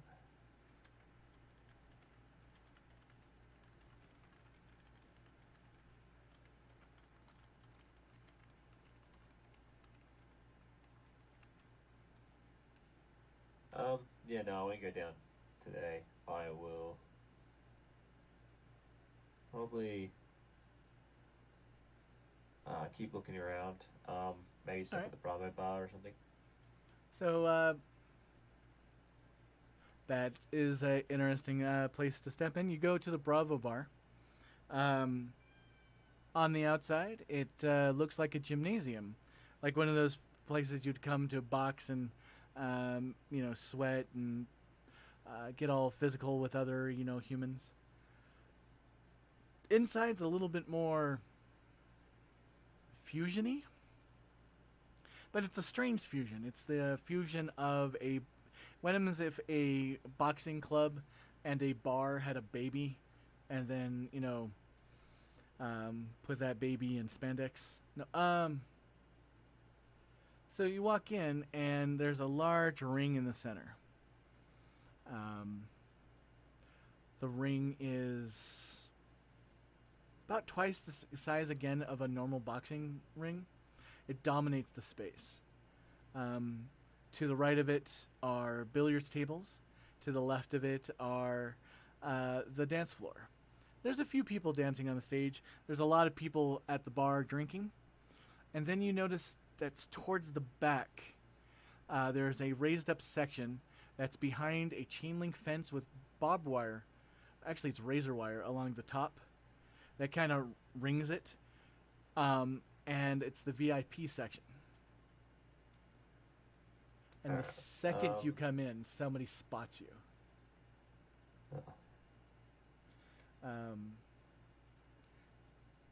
This very beautiful woman. She is rocking the abs in her outfit. She's got long black sable hair, dark magenta and purple eyeliner. A very diaphanous skirt that really doesn't hide the fact that she is mechanically wise. She's appearance 5. And the second you come in, even though you're obfuscated, she points at you and beckons with her finger. He will slowly move around the room towards her, trying to obviously keep God, I can't say that word today. Inconspicuous? Yeah. Yeah, I'm not one to tell people what words you can pronounce. But do you go stand in the long line of people waiting to get into the VIP area, or do you go to the front of it where there's a little gap in the fence where there's a very large individual standing there looking imposing? Does it look like he notices me at all? Nope. I will try and sneak in. You are successful. She will see you, and she does the, slow curling of the finger as she walks to the back portion of the area, which when you get back here, you cannot see anything of below. This is clearly the, out of sight, out of mind area. You can still see the ring, though. The ring is still clear. And she will gently, almost effortlessly sit on the very lovely leather couches, and she pats the side next to her. Is there a seat across from her? There's not. It's open seating, because these are where the very, very influential people sit to watch everybody else do their thing. I guess he would sit next to her, but still keep a bit of a distance. Don't worry, it's not like I'm going to bite. I didn't know people can see me through this. Oh, yes. Anybody with Auspex can see right through Obfuscate. Don't worry, you'll get better. Auspex? Oh, you are new, aren't you? Oh, you beautiful child, you. Look at you. You can say this is my first outing. Your very first outing, and you don't even have a chaperone? That's amazing. Was I meant to have a chaperone? Actually, she thinks for a second, and then she looks. And she is going to attempt to see if she spots your chaperone. And that is a fail for her, because difficulty spotting is a 7, and it is a person's die pool versus the target. And if they are equal on discipline, then target numbers are 7. And she had 2 7s and 2 1s, so she does not spot if you have a chaperone.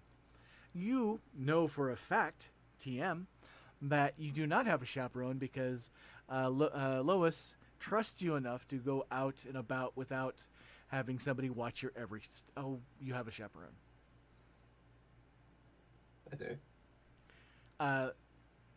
You were surprised when Lois told you to go up and go about, but especially, without going up in a group. So it is not a hard throw into the paranoia department to know that you probably have somebody watching you. I'll probably keep pretending like I don't think there's someone watching me. Always a good thing. So I'm assuming if they have someone who's watching me and they don't want to be seen, it's best to pretend they're not there. But It's generally, I mean, this is them giving you enough leash to hang yourself. yeah, So she smiles and she says, I am Vanessa Salazar. It is a pleasure to meet you. pleasure, I guess. I'm new to this whole I can thing. tell. Would you, if you ever like to have a guide, please just ask. You feel funny in a way. It's subtle, but there's something in the back of your mind, a memory that's kind of shift around, kind of like a caterpillar underneath of its cocoon. I almost said a maggot in meat, but this is more pleasant. Pardon me a second. Yay for a mute button so I could cough. But it's a little caterpillar trying to get out of its cocoon or become a butterfly. You have this memory of being in love and just this amazing new relationship energy feeling about someone. You can't remember whom, but you know that feeling. You've felt this feeling before, and you're starting to feel this feeling again. And this feeling is completely about Miss Salazar.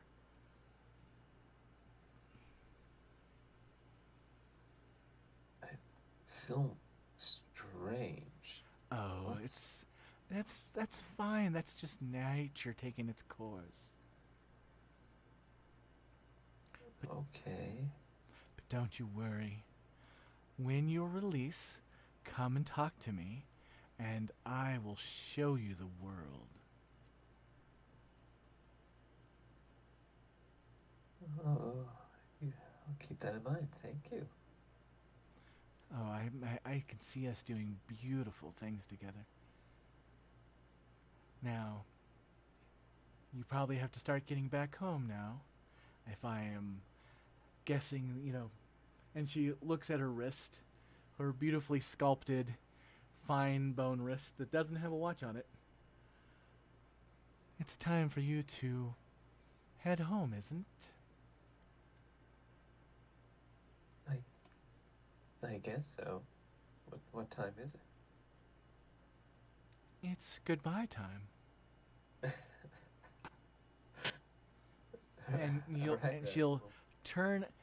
When her face turns away from you, it's like you still feel that deep, deep core of love, and you just can't get out of her mind. But when she is not looking at you, it feels like a sun goes behind a cloud.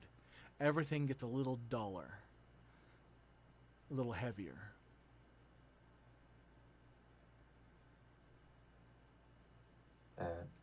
I suppose he would try and sneak out and take her advice and sneak out and head back to the embassy. You do. This you're experiencing something that in a few months you're going to experience a much more powerful version of. Oh. But I think there's going to be a running gag of everybody likes to entrance Sebastian. Yeah, everybody likes to. Poor Sebastian.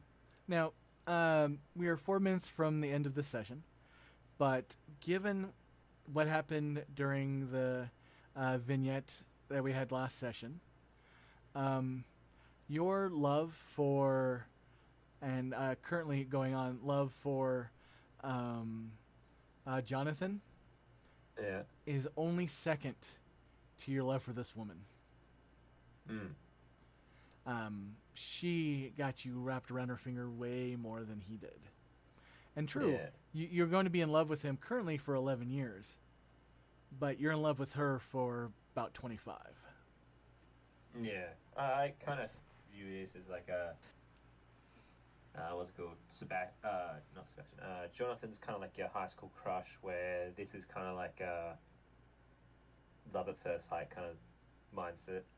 Although, because you have that flaw, there's a small part of me that is tempted to let Jonathan be that flaw, but I I never feel comfortable about setting up that situation between two players. Not that I don't believe that you guys can role play it out because you're both amazing role players. It's just it sets up a power dynamic that, I mean, it's something an NPC should be doing, not a PC. Yeah, thanks, Jonathan. If Sebastian ever gets out of Jonathan's grasp, he might be in a bit of trouble. Well, not to do too many foreshadowings, but no, he's already in a lot of trouble. Oh yeah. So, with that, we have 3 minutes left. Did you have any questions, quandaries, or anything else you'd like to explore real quick? No, it's really pretty good, pretty fun. Well, I enjoy it. Mostly, I wanted to establish your connection with Miss Salazar. Yeah, I was kind of thinking that. Because since we are being new, I also wanted to get you in contact with the detective, but we can do that during the first session. Because I wanted to get you the full use of that one of your merits. Yeah. Ooh, I even know how to do it too, so that totally works. Anyway, Oh, that's cool. We will see this Saturday for how things are going to go. Yeah. That should be good. So for those following at home, in about a minute, we'll be joined by Baron. And we will start the second vignette, which is the vignette of Frederick Gage. This has been the vignette for Sebastian Maxwell. Thank you very much, Raven Fang. No, thank you. Appreciate being here, and I'll catch you guys on Saturday. Oh, yeah. See you all. Well, I'll catch you guys later. All right. Bye. Take care.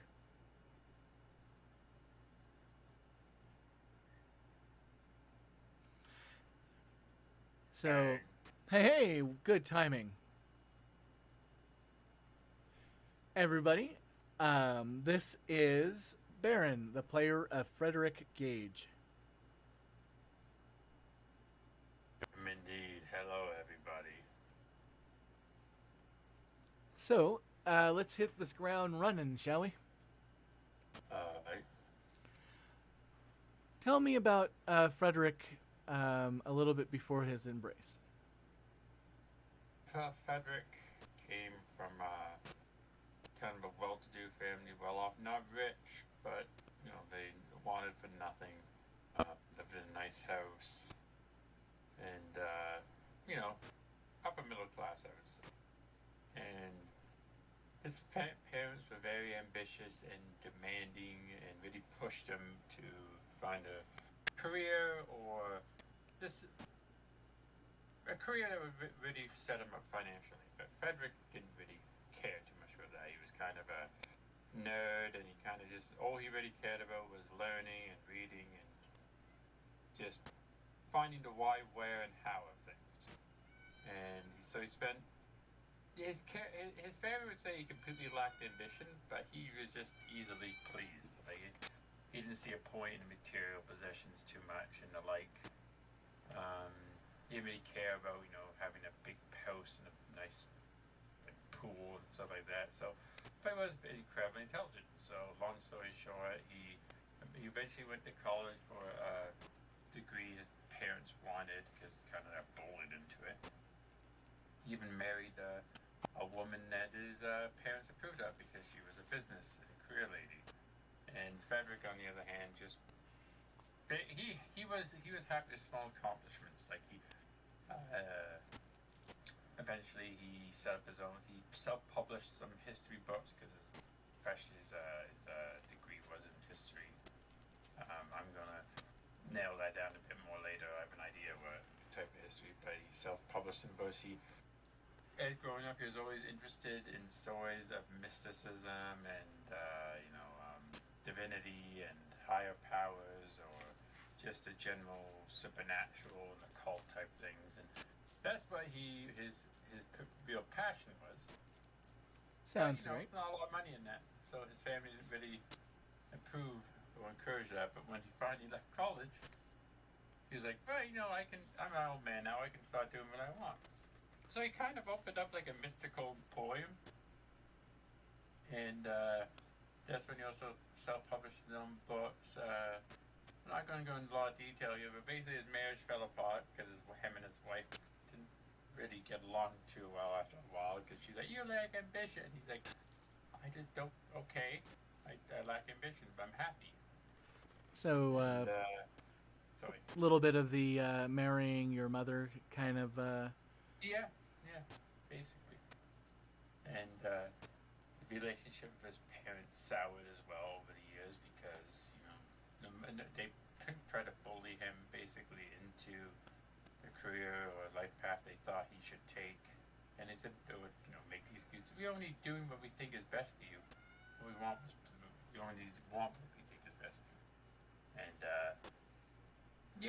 so his relationship with his parents soured, his marriage fell apart.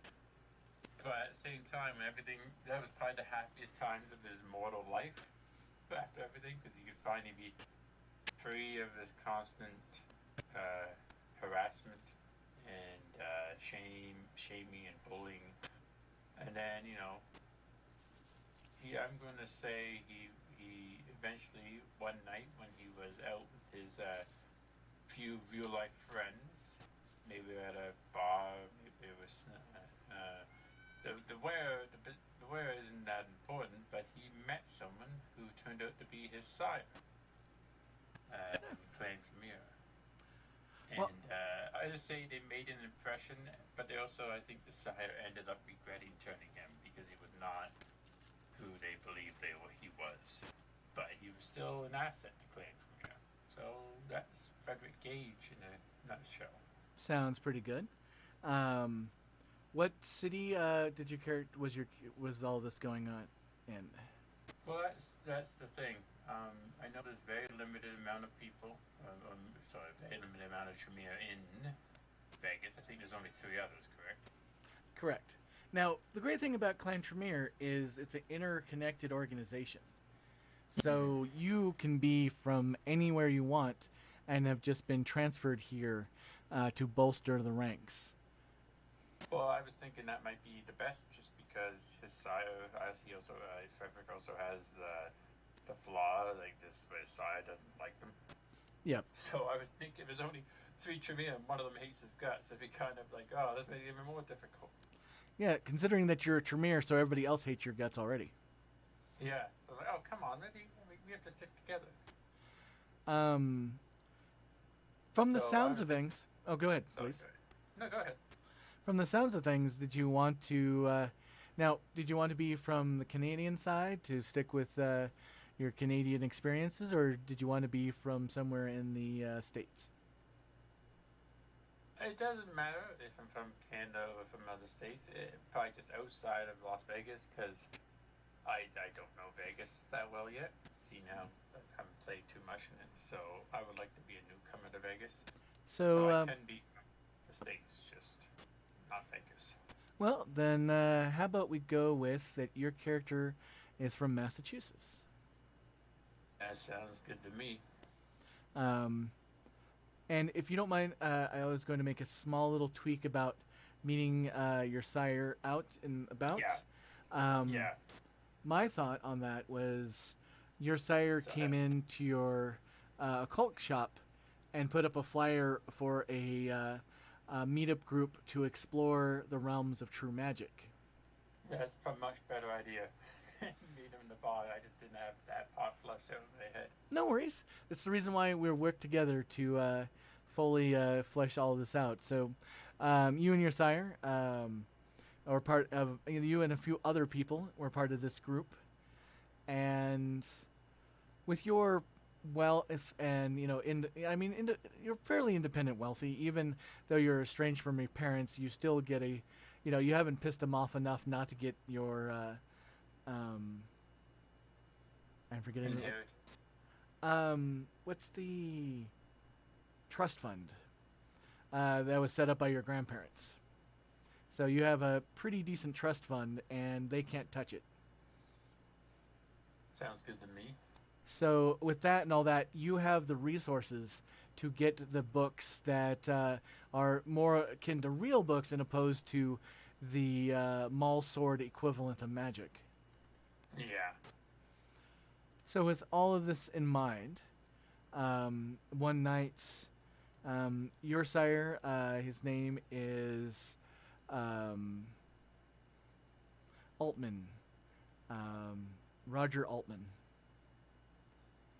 And Mr. Altman, who is, he's close to your age, but he doesn't feel like he's close to your age. He feels from a different era at times.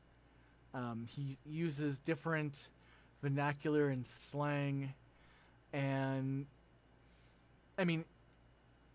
it's like you go to a fancy restaurant and he knows which fork is what. Now you do too, but he, goes about it slightly different. It just, he feels slightly off. But it actually makes him charming to you because you always feel slightly off. So you're like, hey, kindred spirit. Yeah. And his insights into some of these passages in the book is like mind-blowing. You're like, oh, I didn't think about the fourth parallax to the, crystal harmonies of the, Dalfunian trigrasses. Mage babble. I was thinking, what's the technical babble version of mage? Mage babble. But so one day, outside of the meetings, because the two of you would get into these long conversations, and there was not necessarily chemistry there, but there was definitely, I guess chemistry is the right thing. There might not be, birds or bees or what have you, but you guys definitely connected in a way that he didn't connect to any other people, and he would commonly refer to when they're not around as the posers, and you're the real talent. This was a classical bromance. It is definitely heterosexual life partners in the making, up till the point that he killed you. Then that kind of soured things. Yeah, I hate getting murdered. Not everybody takes to it the first time. Some people unsuccessfully survive. So we're going to skip over the whole waking up aspect, because the second you were embraced, you went through that ritual. You drank from the cup. You didn't take the not drink from the cup merit, did you? No. Yeah, let me take a peek at your merits and flaws.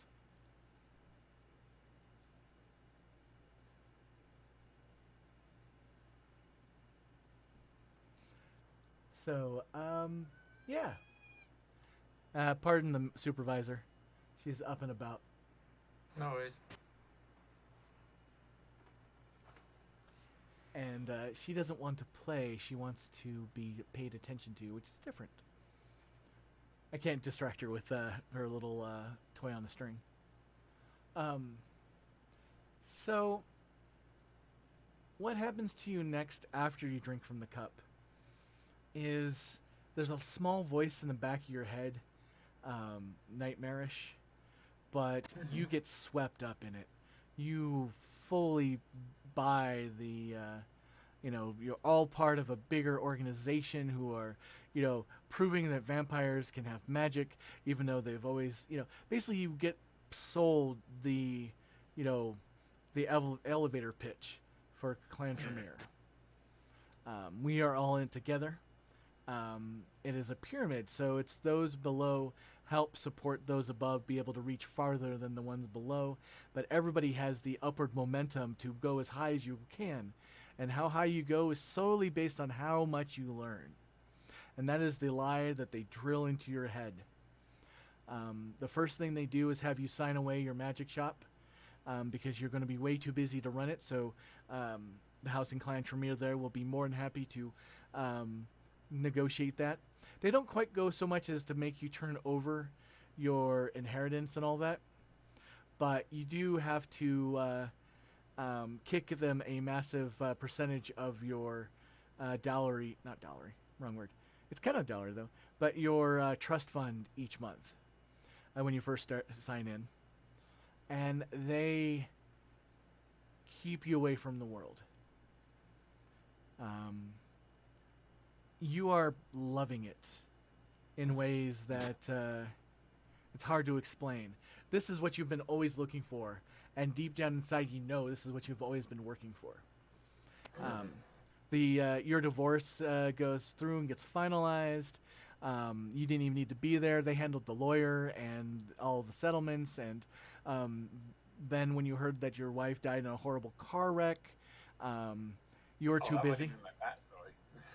Okay. Well, I mean, they are cleaning up your loose ends of your life. I understand. Like, oh dear. Now, at the time, your character might not have realized it, but eventually, you have been a student within Clan Tremere for over a year now. And you are showing lots of promise. I mean, you are already on your path to mastering your first path, which is Path of Blood, correct? Yes, I have. Yeah. But you are under the thumb. The initiate, the rank 1 initiate that is training you and 3 others, because your sire embraced you, and then he changed. He changed in a way that the person you knew was a illusion, evaporated from the air. You guys had nothing in common. He was told to embrace you because of X, Y, and Z. And he embraced you because he was legally obligated within the contractual obligations of his. To gain the next rank, he needed to have a child to contribute to the house and clan. That is one of the requirements to go from rank 3 to 4. Okay. Your character's inherent knack for negotiating bureaucracy, it really helps you, because everything has paperwork. Was your character much of a reader when he was younger? Yeah, I would say he's the type of guy that you would never see him without a book. Like, I imagine him in school, he'd be the one kid often during lunchtime off by himself in the corner table reading a book, not talking to people. So, every now and then, that little voice of dissent that pops up in the back of your mind, you hear, it's like if the Vorgons learned magic. Making a reference to Douglas Adams' Hitchhiker's Guide to the Galaxy. They are a bureaucracy to be a bureaucracy. You can't get a pencil from the quartermaster without 3 paperworks. Make sure to press down hard so you get all the copies with the right thing, because nobody wants to have a pink slip that doesn't have a full markdown. You'll be graded on this. Very Byzantine-like. Yes. But it's for a reason. One is so they can micromanage everything about aspect of your life, and 2, it's a system designed to stymie those who are not competent, but to make a hard enough situation that those who shine still can go through. And you show that promise. You show that promise enough that you get very comfortable in your level of life. Like you'd rather just stay in the huge occult library, studying and researching, that you have not even didn't even apply for a release till 6 months past your release date, when you were initially estimated to thing, because you never filed the paperwork because you didn't want to give up the sleep wake study sleep wake. It's just It's heaven, Frederick. it is, especially based off of the flaws that you took. Yeah. Basically. So But I do have one question to you because Always. I've kind of forgotten how it works. How many rituals does a beginning character learn? Because I have level 3. I know it says you should have one to be a level 3 terminology, but I have level 3 already. Yes, going by. Pardon, 1 second. Let me take a drink. I'm just looking at how many I should know by now since I have level 3.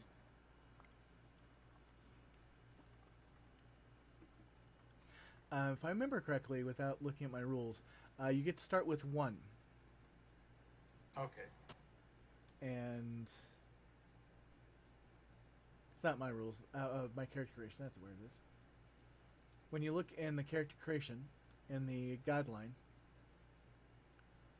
What should I should do? What I ask starting this question? characters with access to magic begin play with 1 level 1 ritual, presuming that they have purchased a dot in thaumaturgy. Rituals are Okay. purchased at the cost of 2 XP times the level of the ritual. So you can start with additional rituals, but you are only given 1 for free. Okay. And I have 5 XP to spend, so I can maybe buy another one. You have 5 plus the 25 that starting characters get. But then I always spent the 25 making my character. Well, whose fault is that? Yeah, I know.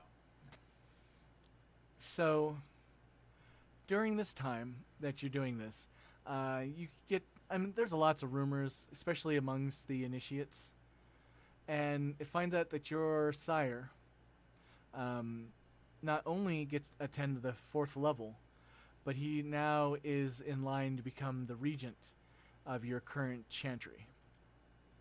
Dear. And once it goes through, strangely, the former regent, seemed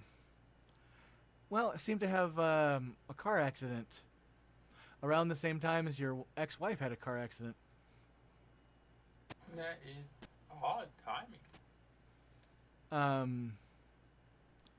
I mean, somewhere you think you hear that was the same day and maybe the same car, but you don't really think much about it. I mean, your ex-wife was a gorgeous, upperly mobile individual, so somebody grooming her to be a retainer might have been a thing, especially if somebody was paying close attention to your life, but it seems Oh no.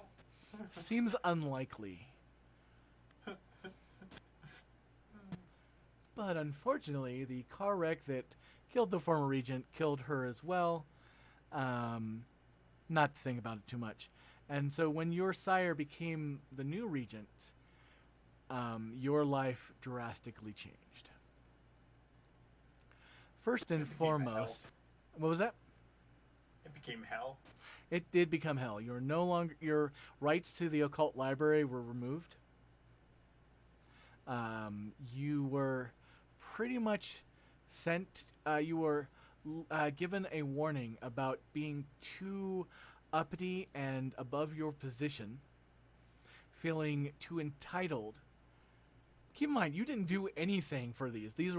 These came down as anonymous complaints from your fellow initiates, and not a single one of them did you actually do. Now, you're not sure if it was made up excuses or actually, the people that the other initiates were all power hungry, backstabbing, Some were corporate, business types. Other are just um, obsessive occult people. Mm-hmm. So it could have been both. It could be A, B, or all of the above. But you Mhm. find yourself scraping out beakers and scrubbing floors, stuff that they normally have the ghouls do. Oh, but And how did those bastards? now, keep in mind, you're allowed a little bit of, grumbling, but calling, your superiors bastards directly is a little frowned upon. I'm saying this under my breath. Fair enough. I know what it's about. Now, you're only 2 steps bloodbound to House and Clan, and those are the inner council that technically you're bound to, even though taking care of your fellow clan members is very important to you. So important to realize that you kind of felt like they were not feeling the same way about you, and your prospects, in a moment of clarity, a little voice in the back of your head foresaw that you were going to be relocated into the goober pool, of all things. The goobers are ghoul drivers. That it was a tradition that started in Seattle, of all places. And even though Tremere are not really big fans of adapting to new concepts, having pretty much mind-stripped humans, mind-stripped ghouls, that only job is to pick you up and deliver you to someplace, just caught on like a storm. And it became the thing that any chantry worth its salt would have. And It seems very Tremere. it does. Now, in Seattle, you hear that you heard a rumor there's a reason for it, but nobody ever tells you what it is because that is a above your grade secret. Mm-hmm. It's above the grade of the person above you, above you, above you's grade. So there's just the rumors of this is where it came from. But you have not necessarily a dream. It's kind of like a waking dream, but you see yourself being transferred into the goober pool and then a car wreck in your near future. Oh dear. And it felt less like a dream and more of a premonition. Ever since you started learning aspects, you get these rarely, but they do sometimes come. Like there's the one time that you foresaw that the box that you found you were about to open contained explosives inside.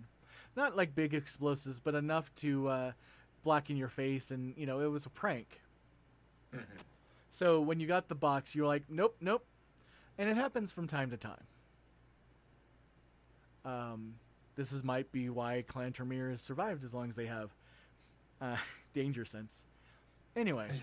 Spider sense. Your very own Peter Tingle. Peter. So, you do the thing that you've been dreading because you saw the path before you. Mm-hmm. You put in for advancement. Oh no, ambition. The Tremere itch. So, Rock is a player in this game who is currently following us, and shout out to Rock and everybody else listening to us right now. And he plays a Tremere in another game, and his Tremere is a trip. Anyway, so you put in for advancement, and part of the advancement is a transfer.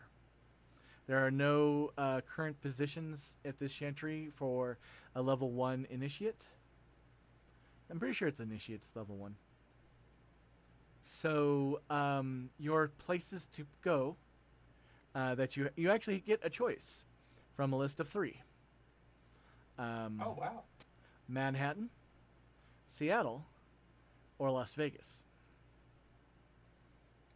You have heard that Manhattan, the main city, is split between the Camarilla and the North American Sabbat, and it's a very dangerous place to be, especially if you're Tremere. Then you hear rumors about Seattle, which is an Omega city. It is a city where they send their worst of the worst. And, well, nobody wants that on their resume. Mm-hmm. So your choices are... I mean, you have 3 choices, but only one of them leads you to continue playing this character. Yeah, I know. I was going to say, I think I only have one, but okay. I'll pretend I have multiple. You have the illusion of opportunities. Which Frederick would argue is most of his life. It does But, you know, seem... It does seem to be the pattern, doesn't it? it's not true. So, the test is administered here. And you ace it. You score higher than pretty much anybody who ever has aced it. You know you've aced it because you knew every single question. You knew every answer. It was easy because you've spent time and a half longer studying for it and just general knowledge than any of your peers. So when your report came and you were the lowest of the class with a D+, to use a standard American education thing, Tremere don't use that. They have a weird assortment of iconography, like berry, and pineapple. It's not even that, but it's something that esoteric. That you realize that... thank you, Rock. Occultate. Occultate? Words are hard. Words are. They are the lowest ranks. So you barely pass, and the fact that you barely did it, your fellow members had already graduated, which is part of the reason why when your letter for, hey, congratulations, you're getting ready to be entered into the Goober program, showed up at the same time as your train ticket to Las Vegas. I took that ticket and I ran. Yep, ran straight to the shipping department, to which you had to fill out paperwork, because the person there was a very stickler. No, you did not cross off line C. You need to cross off line C and to do your initials on X, 3, and 4. You did not push down hard enough. We have to restart the entire process. Rip. 3 hours later.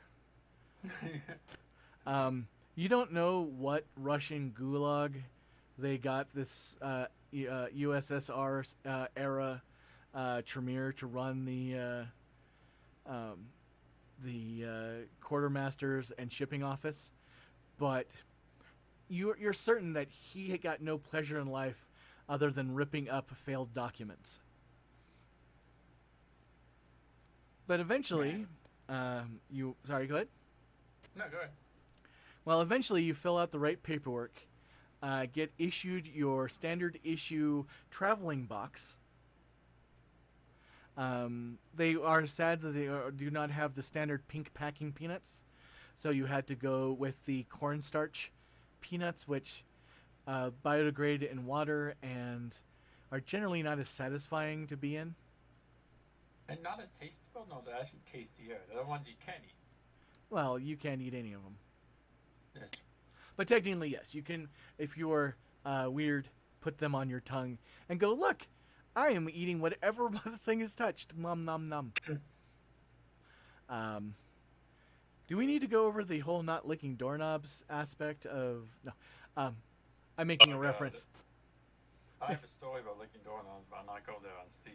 Fair enough. We must remember that we are a family-friendly World of Darkness, and we skirt that line. Yeah, it's not bad.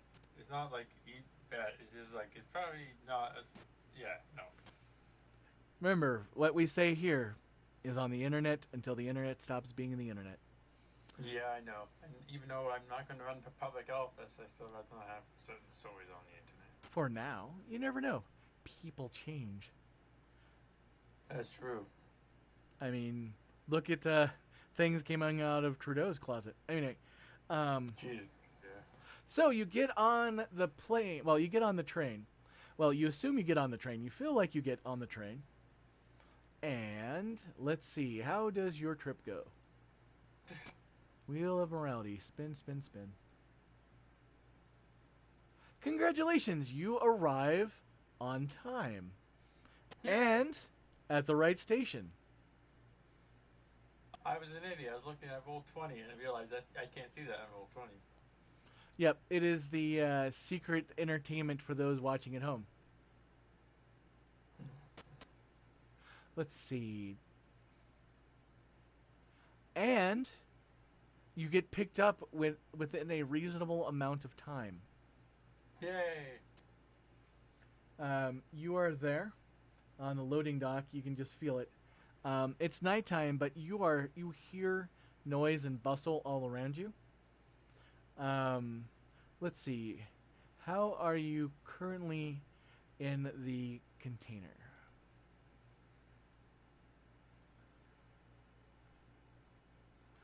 The die roll is a 1. You are face down on the container. Somebody has not paid attention to you this side up.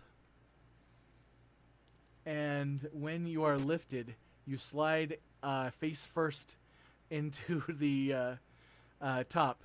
The packing peanuts have not withstood the force of you being moved, and most of them are dust at this point.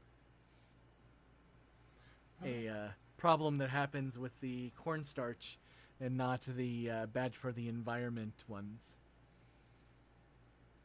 So, sliding face first on your belly in a box that is barely big enough for you to... You cannot really get yourself to flip over, which is the reason why you're just laying on the belly first.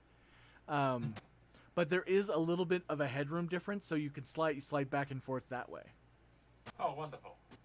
But the worst part is you can't get your hands up because they're pretty much pinned to your side, so pop, that's your nose.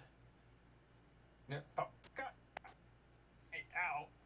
And then you get a mouthful of powdered packing Doritos. Or I guess they're more like Fritos. Yeah, I like Fritos. I actually once ate a bag of buttered flavored Cheetos. And it totally was like eating those type of styrofoam things. Not that I've ever done that before on a bet. Of course not. And why I know they melt on your tongue. Anyway. Yes, I'm a responsible adult. And I am Batman. So, you are driven. You can hear music playing through the box and the peanuts, and it is some jazzy brass type of thing.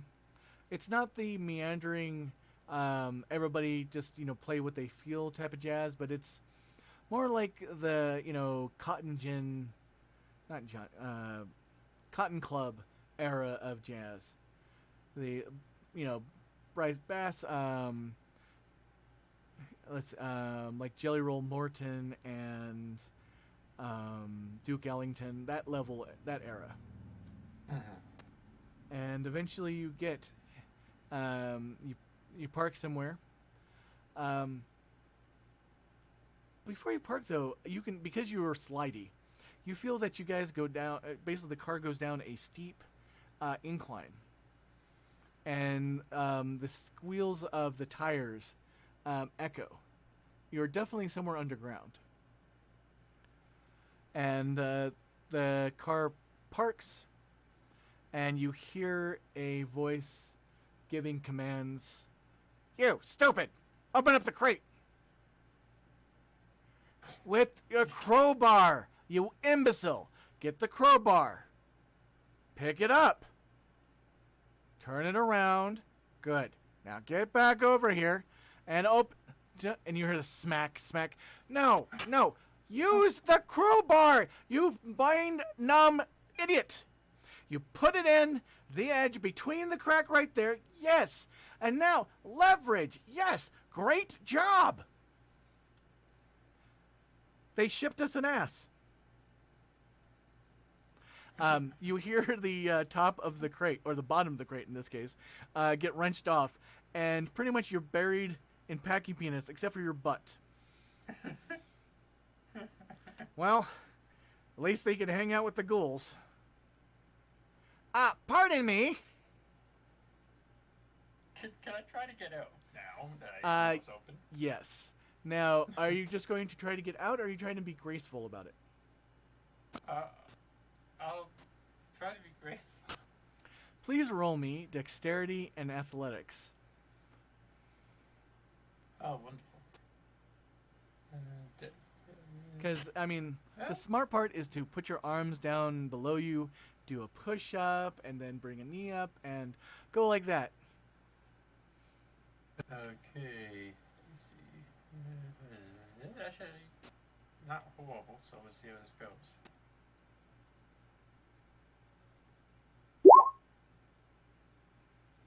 One success.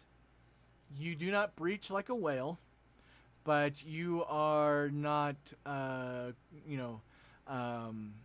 not Frank Sinatra coming up out of it either. Yeah.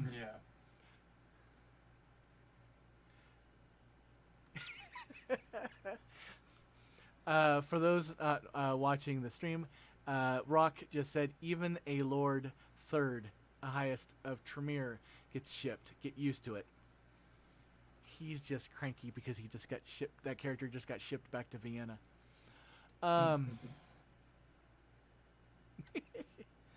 So, you're not graceful, but you don't, spill, peanuts everywhere.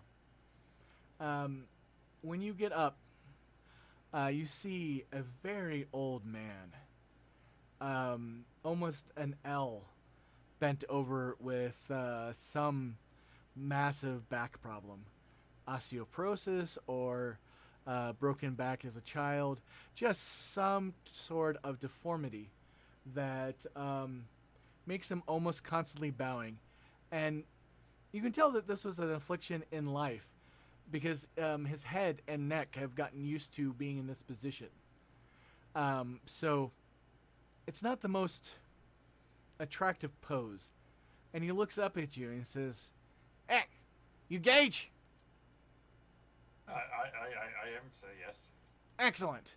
My name is Alexander Vaughn, and it's my job to oversee to make sure that you get accommodated correctively into our organization. Now know this, I do not suffer imbeciles. If you do something stupid, I'm going to call it out. You do the same stupid thing twice, we'll kick you out. Understand? I understand, yes. Oh, with that, all right, let's get you started and squared away. Right. Yeah, mostly it's a test. If I can make you cry, you're not going to fit into Vegas very well. I've had many people make me cry. I've developed a thick skin now. Okay. How are your combat skills?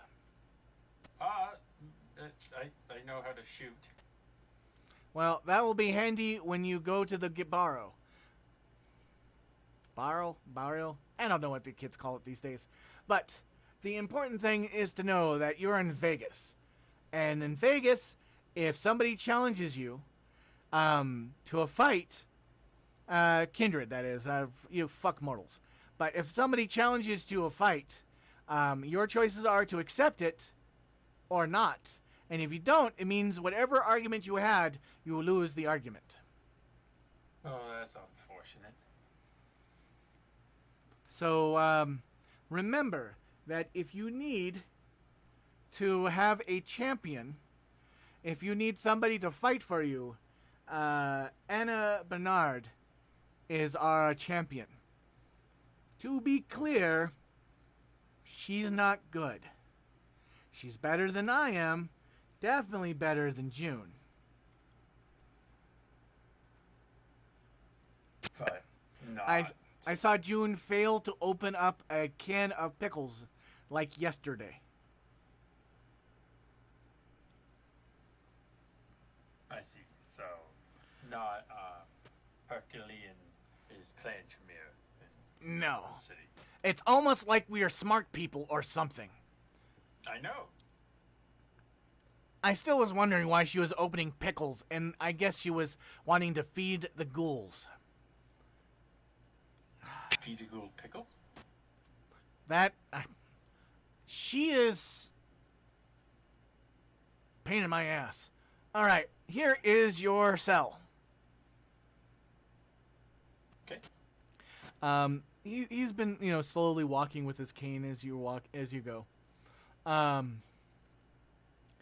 It is a single bed, which, depending on how big you are, might be there are going to be limbs hanging off. But it doesn't matter. You don't sleep. You just pass out. There's a little table, a little bookcase, a laptop from the late 90s. You can tell because you could use it for an anchor on a boat. It doesn't look like it's ever been used. It's still got the, shrink wrap around it. Because you buy those things in bulk. I know, I went to school once. Probably about the time that they were using those type of laptops. Yeah, basically, yeah. So, would you like your dime tour? If you're offering, sir, I will take it. I'm not offering. Lawson! Oh. From down the hallway. Now, keep in mind, you are in the hallway that leads to the garage. This hallway, definitely the carpet is an orange, and the wallpaper is, it screams 1950s, 1960s. If you ever saw the movie, oh, I have forgotten. It's a Brandon Fraser movie with Christopher Walken. They live in a bunker. Blast from the Past. I haven't seen it anyway. What? You haven't seen every American film out there? No, oddly enough, no. It's like you're from another country or something.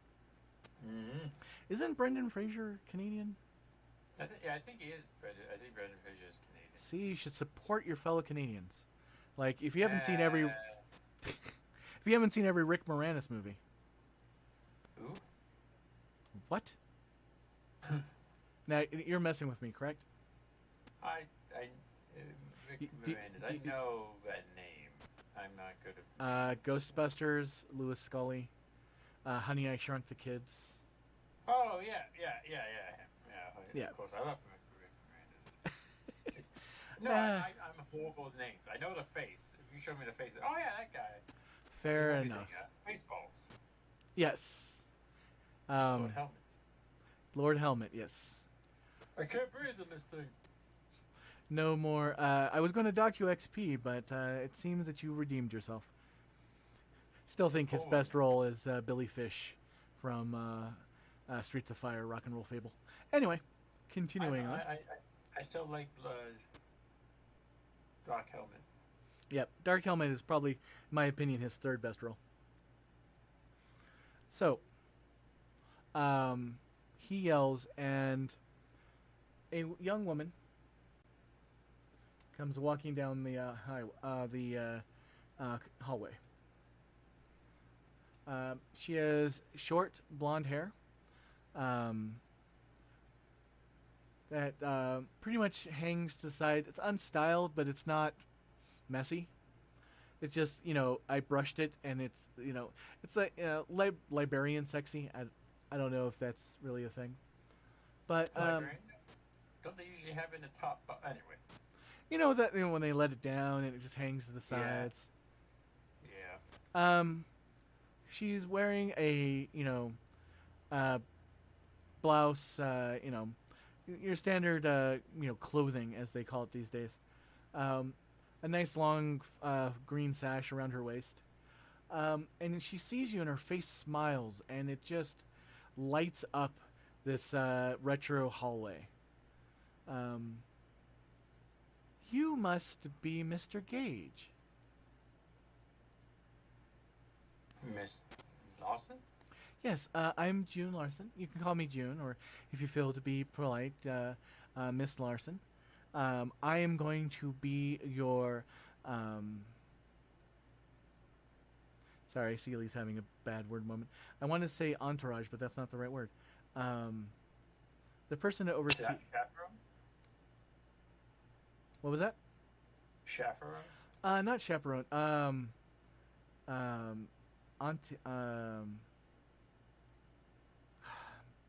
My apologies for my memory. Basically, the person that is your guide and supervisor. Okay. Starts with an A. It'll come to me in a moment. But I am going to be your...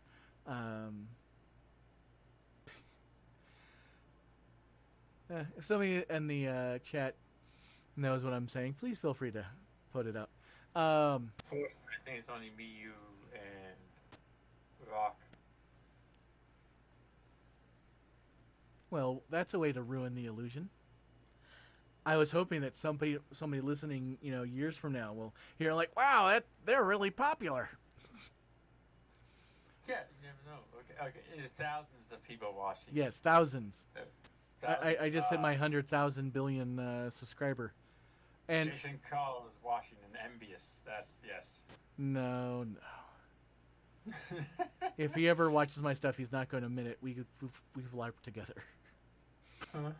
He is yelling. He's the man is in my life. I've never met him before.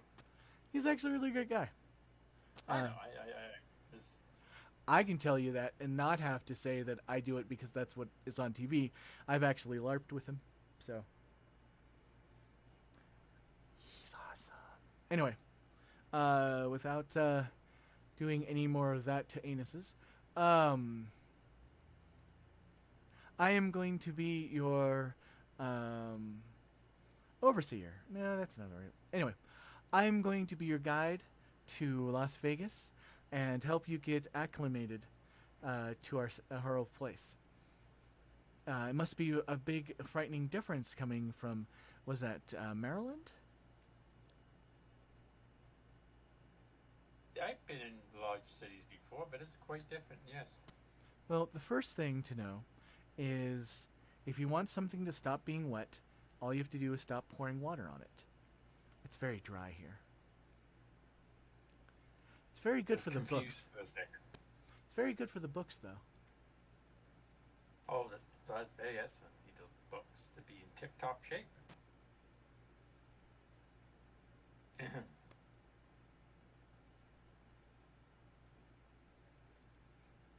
Excellent. Right this way, and she will give you a tour of the Tremere Chantry. The Tremere Chantry is mind-numbing. How amazing it is, and how cheesy it is in a way.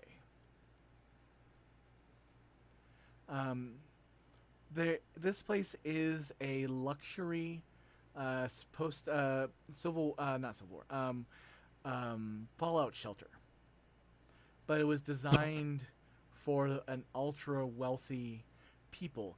So it looks like you are at a luau with palm trees and a retractable pool, and everything is done in 1950s bright hello darling colors.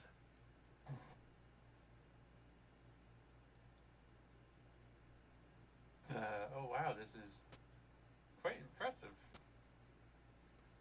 Oh yes, it was built during the time for one of the wealthy casino owners, and they died and willed it to us, of course. I mean, the property itself is worth I think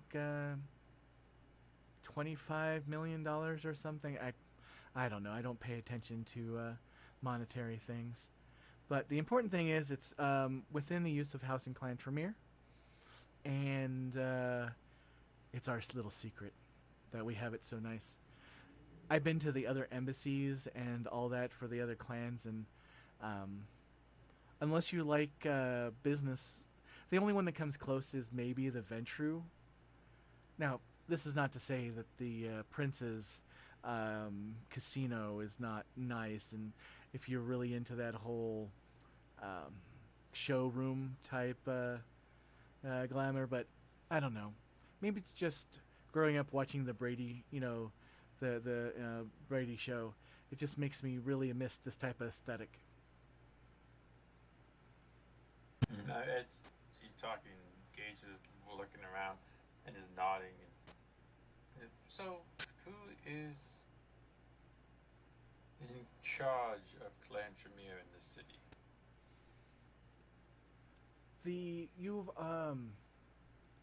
Well, I guess I am the advisor for Clan Tremere. Let me just verify that so I'm not misremembering. Yep. So, my job is to take the wishes of our clan and, when asked, advise Prince Siegel on our needs and our abilities to be here for him when he's needed. He has us, test blood and, do standard Tremere things, and we sometimes get paid, and sometimes it is put towards our tithe every month.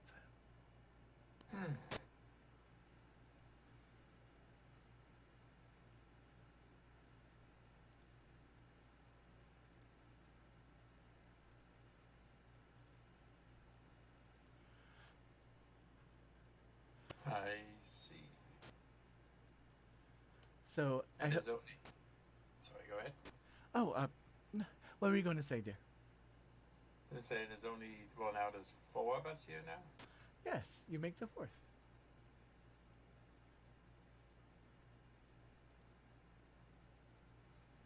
So, welcome. You're going to be a breath of fresh air. I try to be that to old people I meet. Well, just so you know, I am from the public relations side of the pyramid.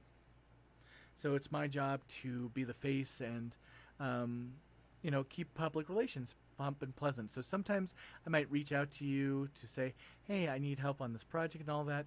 You can say no, but it would hurt my feelings if you did. I will keep that in mind. I aim not to hurt anyone's feelings if I can help it. I like to make people happy. Me too. It's always been my calling. And, I used to be worked in the human resources department, and it just wasn't satisfying. And then to find out that well, they're not my husband anymore. But anyway, one thing led to another, and I was part of this cult group back in the 70s. It was all the rage. It was the neo-spiritualism movement, and I caught the eye of member of the House and Clan, and one thing led to another, and here I am. Interesting. I never knew exactly what I did to catch the eye of the clan, but there's a number of things I'm guessing. But here I am now. And here you are. And here I am. Look at us.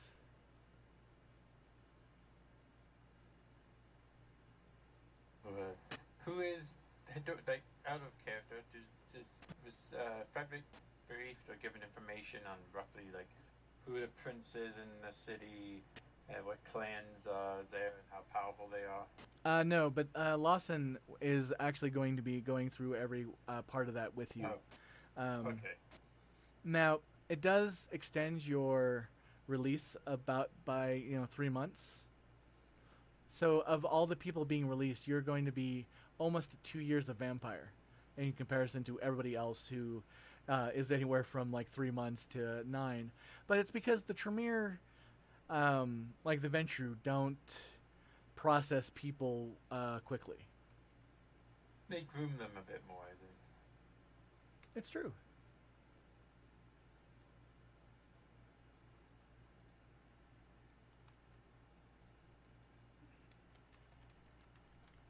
So, Miss Lawson, I hope not to impose upon you, but I don't know much about what's going on in the city. Oh, well, how much do you know the history of Chicago? I take I roll for this. Sure. Give me a intelligence and academics roll.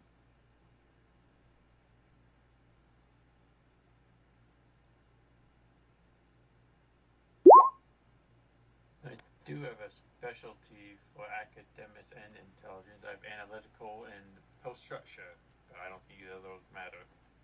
Nope, but that's still a amazing roll. So you know a lot Yay. about the history, and it clicks the name Siegel, Benjamin Siegel. He left Chicago to come to Las Vegas, and the true history and the legend and ramped up Hollywood of the situation are very different things. I mean, it's the difference between watching Bugsy and then watching Casino.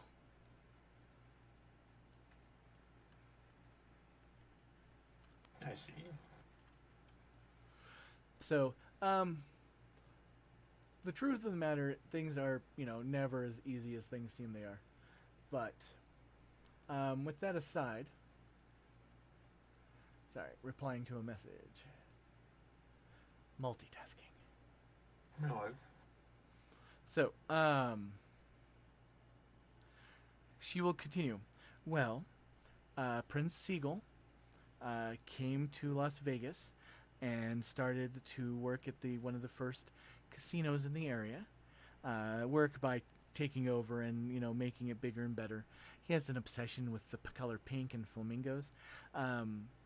Well, anyway, one thing led to another and caught the eye of some elder at some point, I guess, and he got embraced, and he was the mafia tried to rub him out, and he survived it because, well, he's no longer easily rubbed out. And anyway, I don't really want to get into too much of the minutia. I mean, I've been really obsessed with it, and I've been writing a history in my free time that I could never publish, so it's just going to sit in our library with the other books I've published, like 101 Ways to Read Tarot, What Crystals Mean and You. I when I was alive, I was too scared and held back from ever being a writer. But now that I'm dead, nothing holds me back. I have all these things to write, and it's great. And until I realize that nobody's going to ever read any of it. Read some of it. I'd be interested in reading the history. Would you? of, yes. That would mean so much to me. I mean, there's going to be typos in it because I don't have an editor, and it's really hard to edit your own stuff. But You get one of the ghouls to do it.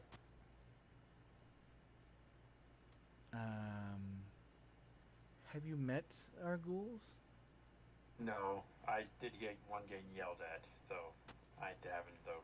So, the ghouls' word of advice: be very specific and give detailed instructions, and don't use big words.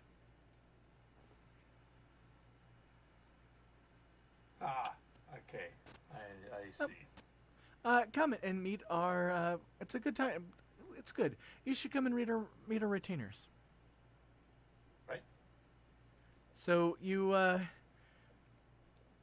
go into what used to be, from the artwork on the walls, you think it was a billiards room, and there is a pool table I mean, you think it used to be a billiards room because there's a pool table in the center of it. And most of the ghouls are just sitting, with straight backs and, staring straight ahead. There was one ghoul who is leaning on the billiards table and is taking a pool ball and rolling it down to the end, watching it bounce and have it roll back to him. And he does it again and again and again, to the point that Sorry, go ahead. So he's the leader. He's the rebel of the group. The cushion on the other side actually has a noticeable dent because he keeps on hitting the same spot over and over again. Tommy, how many times we have told you not to play pool?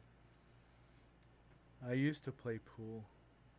Yes, but you are for better things now, bigger things.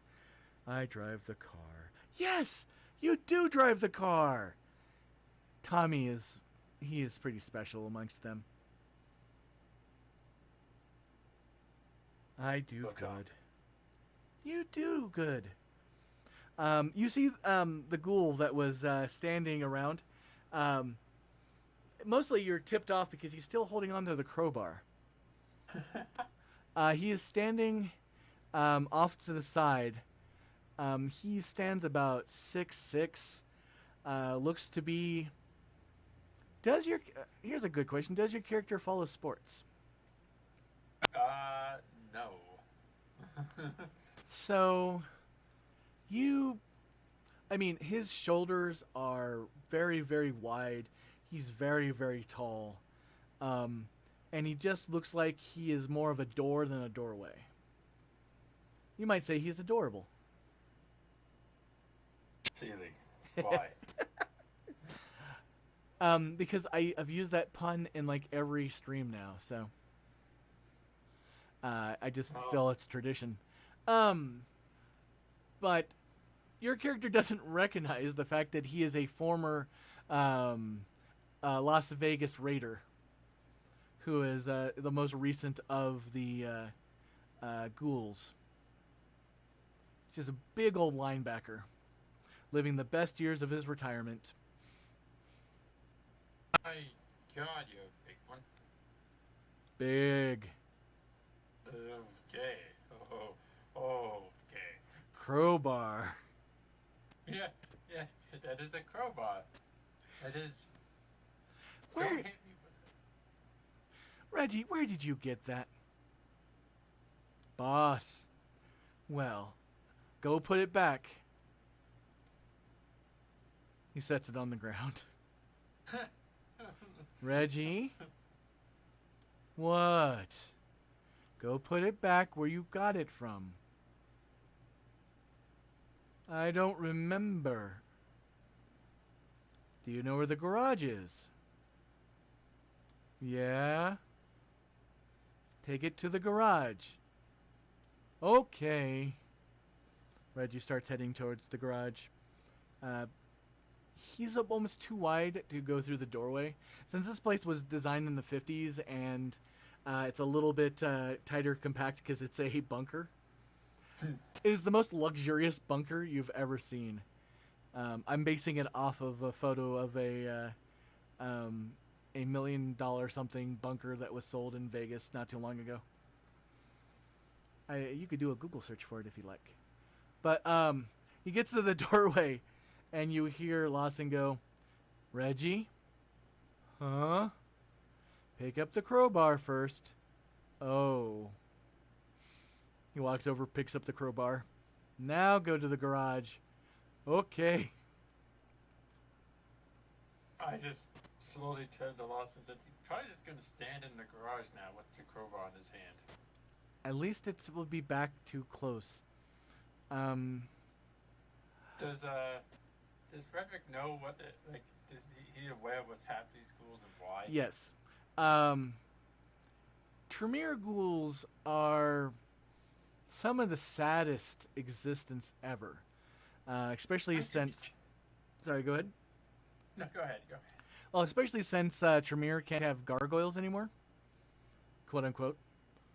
So, She will say, Ms. Bernard is very insistent on doing the thorough cleaning of ghouls' minds. So they are very, very simple and content. Doesn't that eliminate some of the, a great deal of the usefulness of some ghouls? Bunk, bunk, bunk. It seems that Tommy has gone back to nailing the throwing the ball back, the billiards ball back. A little bit, but she's in charge of their care, and she runs a very strict ship. I see. And out of character, why? What do you mean we can't have gargoyles anymore? One of the in the Treaty of Thorns that created the Camarilla, one of the conditions to have Tremere join, and this is something your character knows since you have a specialty in lore. I changed it from kindred lore to all lore because kindred lore is a little narrow. Mm-hmm. But so there was lots of things the Tremeres had to do to get to join the party, quote unquote. One, fulfill their promise of preventing the Assamites from diablerizing everybody. And two, they couldn't make gargoyles anymore. So you could keep the ones they already had. As long as they didn't wish to be free, yes. Because at this moment, I can't remember the name of the gargoyle that was setting people. Ferox, if I remember correctly, was going through and freeing gargoyles, and that's where the gargoyle bloodline got its start. Your character probably doesn't know. I mean, you've heard of that your clan created gargoyles, and you might have seen some paperwork on the best candidates for these for gargoyle creation are Gangrel, Nosferatu, and the Zamisi. But you never saw any real detail in your studies. But so since then they have doubled down on ghouls and making them completely compliant because they are worried that ghouls will uprise like the gargoyles did. So, and June will lean in really close to you and whisper in your ear, just between you and me, Miss Bernard, is what happens if you cross Nurse Ratchet with Professor the girl that was in Harry Potter. Umbridge. What happens if you combine Ratchet with Umbridge? She scares me. That is a pleasant person. So, and the other ghouls have just sat there unlooking, and then a light goes on. Meep, meep, meep. And Tommy grabs the ball, the billiards ball, stops it, gets up, walks over and picks up a black rotary phone that's on the wall. Destination. On my way. And you see him turn and walk down the hallway to the garage. How many ghouls are in here? 5. The two that just left? No, there's 3 left. Okay. You do hear, because you're not that far from the garage, "Pardon me, Reggie, I need to get to car." Oh. And you see Lawson just kind of gently rub that point between her brow. Would you like to continue the tour? Please. Let's get out of this nightmare room. Oh, sadness. Try not to complain too much. Mr. Vaughn, Regent Vaughn, supports that whole process. Bram. It is a Nice. necessary inconvenience. Suppose. I mean, it's not like we have magic wards or up or major protections. So if any of these ghouls got loose, they could be plumb for information. So having them have a limited set of information is protective for all of us. That is a very good point. Because as she leads you down a hallway, you smell the strong chlorine of a jacuzzi and swimming pool. And you can peek through the doorway to a gorgeously upkept, not Olympic, but definitely squared private pool with a delicious looking jacuzzi. And she says, there are some perks, even though I'm the only one that takes advantage of these. I think Regent Vaughn would possibly drown if he tried to go into the jacuzzi. Yeah, Is I that- don't know how you would fare. Is it bad of me that I want to kind of giggle? No, that is perfectly legitimate We- response. We shouldn't make fun of those with injuries. No, but there's something to be said about dark humor. And you get into what used to be, it looks like it was a racquetball court and a tennis court, except for all the equipment has been removed. But the ground is still the same, so the slightly giving, and there are bookcases that are a good 10 feet in height. And you count amongst the, basically each row, each court can hold 40, so there's about 80 bookshelves filled with tomes. Not books, tomes. Ooh. And she, Frederick is, oh. Tremeergasm. Yeah, basically not. Tremeergasm. I was going to say nergasm, but Tremere. Occultgasm. Yeah, occultgasm works too. All the gasm. A gasm. Anyway, Oh, we do have some perks. Because our financing comes from tourist sales, we do have a bit of a nearly unlimited budget. and Frederick just looks like a kid in a candy store. He's just like looking at everything with his eyes wide, like he just walked in to a toy store a few days before Christmas. It is very nice. I could spend many years here being very happy.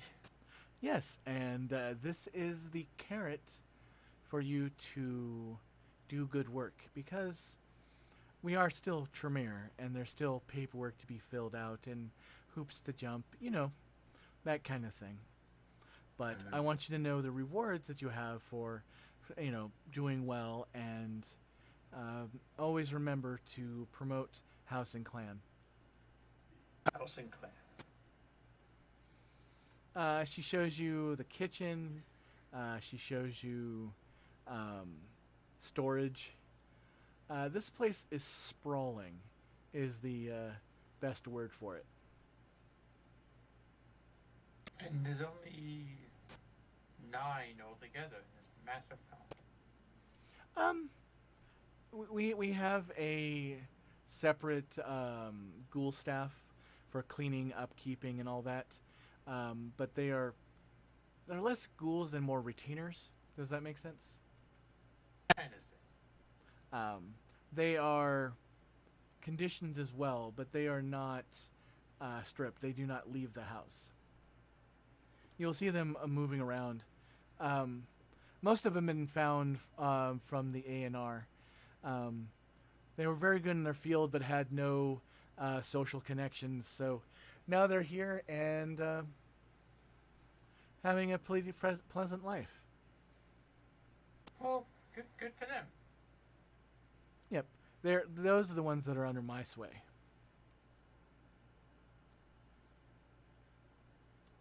Now, in time, you might become requested to take up a group of ghouls yourself.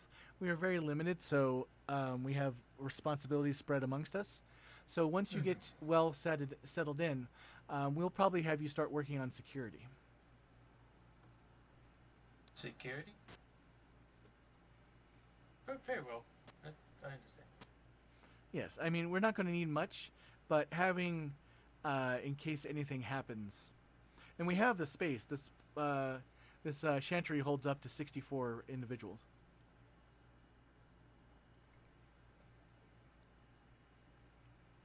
All right, we'll keep that in mind. I'll do whatever I can.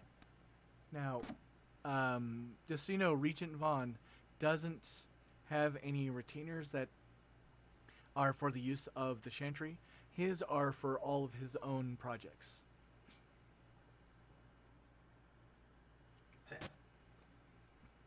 But you'll get used to seeing his. They are similar but distinct. I don't understand, but I'm sure I will come to. About that time, you see a young man, probably in the about 25 years of age, very fit, with blonde hair, blue eyes, and he is carrying a carafe on a silver tray with a tumbler glass. His clothing is tailored and pretty much doesn't leave anything to the imagination. And you see him just walking straight back down a hallway. Okay. Like I said, That one. they are distinct and easy to recognize. I see indeed.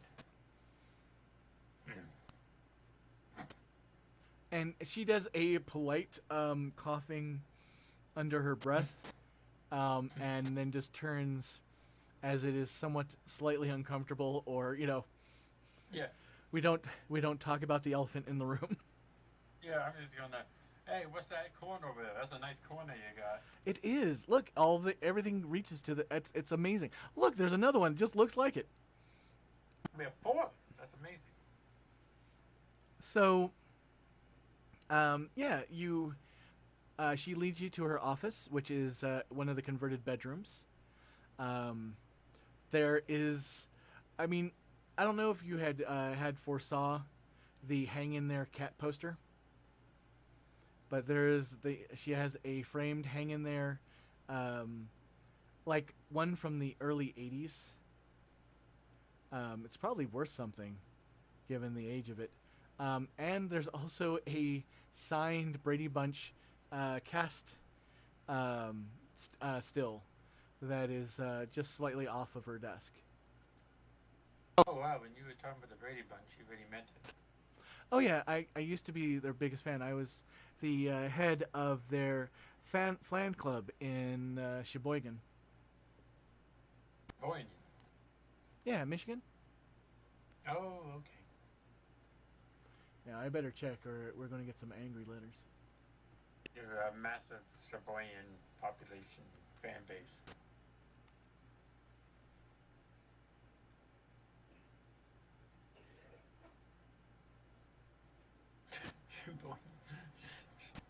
That's like a euphemism from the cartoon Sheboygan.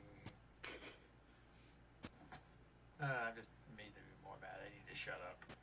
We must remember that everybody is important. And it's crazy. I am on their website, and it doesn't say what city they're in, or what state they're in. Says the mayor right there. Michigan. Michigan. Oh. Sheboygan is a city in the U.S. state of Michigan. It has a population of 4,876. That's a city? It says right there, the city population. Oh, okay. It's enough to have 0.4 of a vampire. Anyway, she looks at you. I mean, as for appearance ratings go, she's a pretty solid 4. Mm-hmm. But she doesn't dress it up or,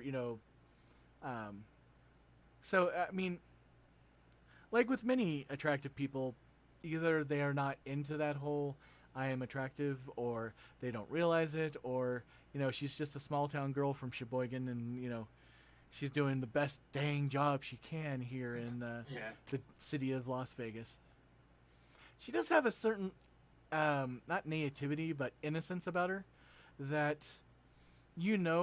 that just from the training that you've gone through, that is completely either so truly who she really is that it shines through, or she is very good at tricking people to thinking that she is a lot more innocent than she is. Yes, she is. Yeah. For those at home, it would be the sanctity merit. So, you get settled in, and near the end of your release, because the paperwork has gone through. Oh, once you're in the office, she does pull out probably a good, 12 inches of paperwork for you to sign, which she does watch you like a hawk while doing it out and pointing out errors here. And she is almost as bad as your quartermaster in your last chantry, but she's way more polite about it.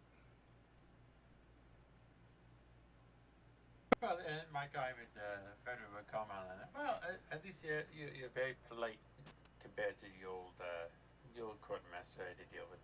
Oh, I do this because I'm good at it.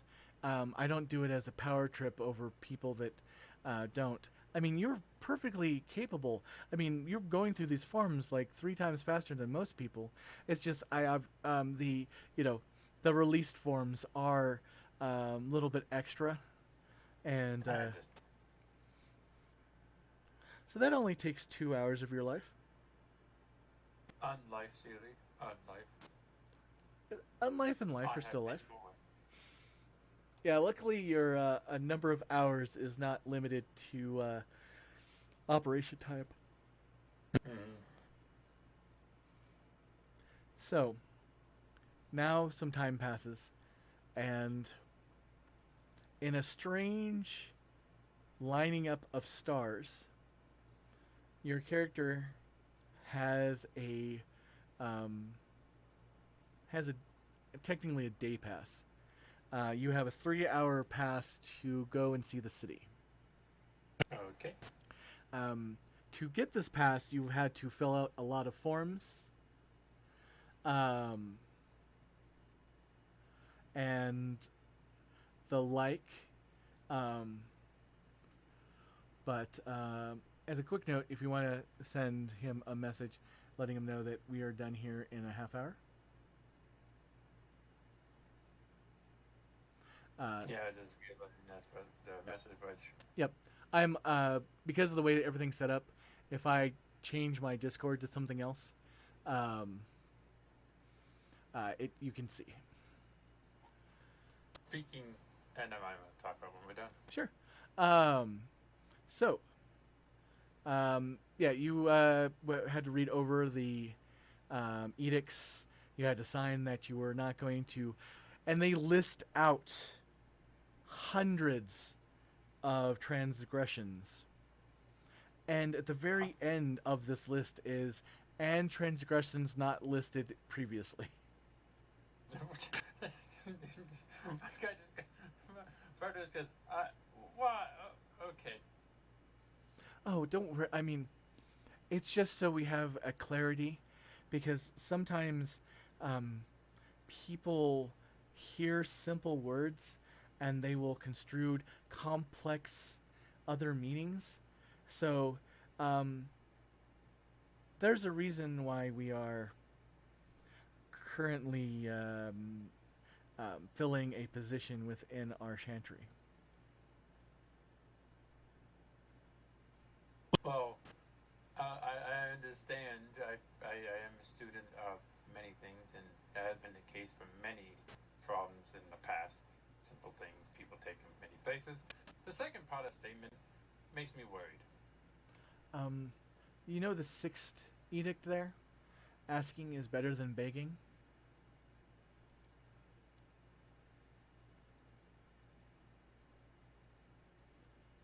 And she points to the page that has the sixth edicts of Prince Siegel's court. Mm-hmm. You're replacing the person that caused that edict. She says, with, her hand to her chest, looking almost like she wants to cry. She seems definitely sad about it. I see. Well, I would ask what happened, but I see it bothers you, so I'm just going to... It's too go soon. Too soon. I see. Okay, I apologize. It's And Frederick just finished filling it out. So you fill it out. You are not allowed to leave the area of Anthem. You are very much not allowed to go too far north to Green Valley / Henderson, or too far east. With audio or textual permission, you can go to the rack, but you have to ask Miss Lawson first. You're a Tremere. You are used to all these edicts and rules and things that you have to remember at all points in time. Because it is very important for the world to see the clan a certain way. And that is unified, respectful of powers that be, and helpful to a point. To a point. Too many people try to take advantage of young Tremere, which is the reason why all these rules are very clarified. Well, I will remember these rules, and no one will take advantage of me, except the clan. Yep. Except for the pyramid above you. Yep. Just wanted to make sure you didn't have eidetic memory. But you do have 4 intelligence and really good wit, so you think you have most of the rule of those things locked down. The irritating thing is they're not numbered, nor were they alphabetized. Why? I would volunteer to rearrange them in a way that's better for people to understand and remember. And do you bring this up to Miss Lawson? Yes. Do you have the degree for clerical alterations? Have you passed the bar?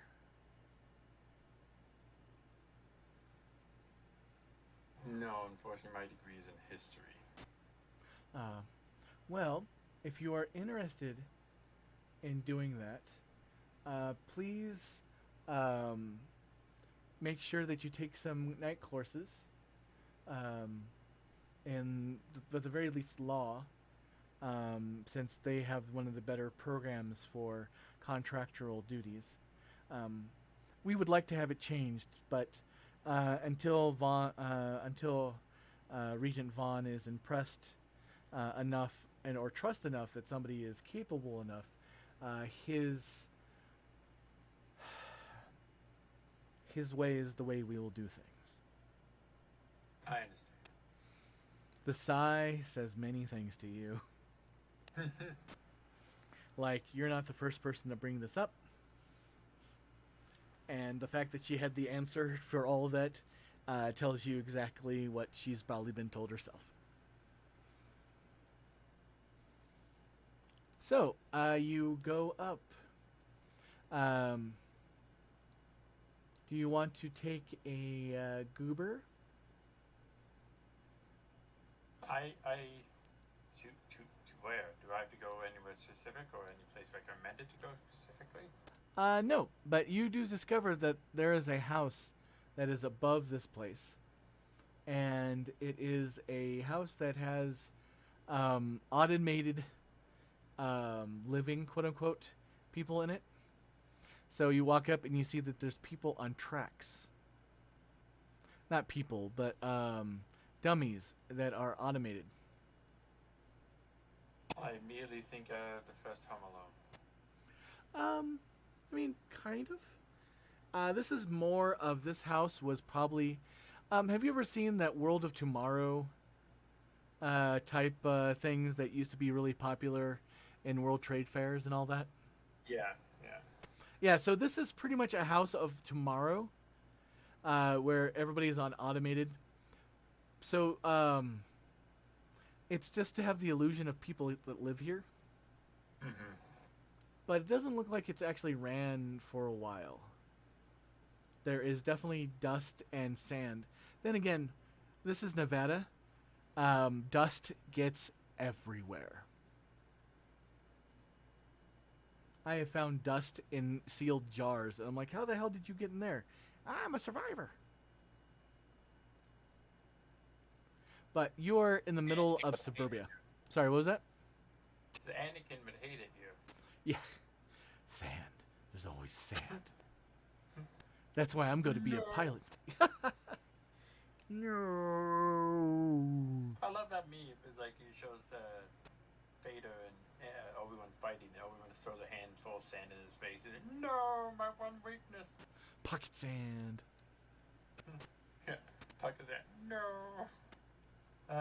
So you explore the neighborhood, and you quickly realize that you're in the deepest, darkest area of suburbia.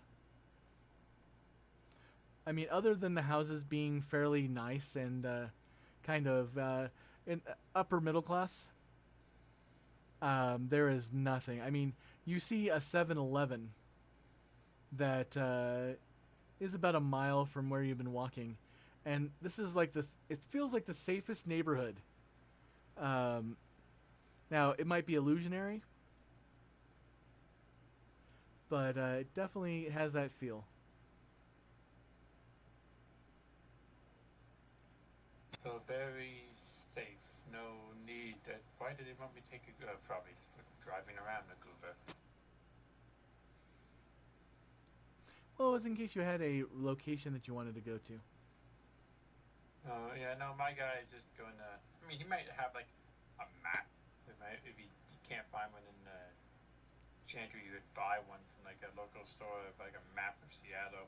Yeah, not Seattle, sorry. Yeah, no worries. You don't have a smartphone? Oh, yeah. I mean, you do have a basic phone that you're given when you go to the Chantry. It is not smart. But you do have some resources. I mean, they didn't completely rip you off of everything your family owns. So yeah, I can go buy a smartphone. So you go to a box store? Or do you go to a private phone place? Go to a private phone place. I have the money to afford that as well. Alright, roll me your intelligence and wits against a target number of 6. Intelligence and wits.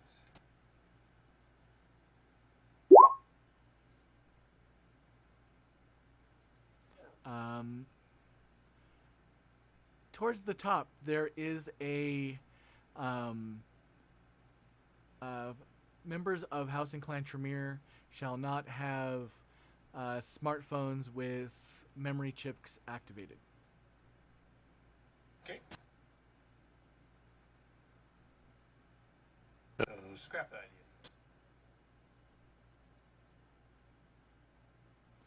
Now, there's a small voice in your head. That one that always encourages you to do bad stuff. Says, what's the likelihood they'll know? Nope, I'm not taking that chance being this new. fine. Don't listen to your beast. See if I care. I will follow the rule and I'll just buy a paper map. Like an old man. Alright, let's see. You try to find a paper map. You go to various places and the wheel says...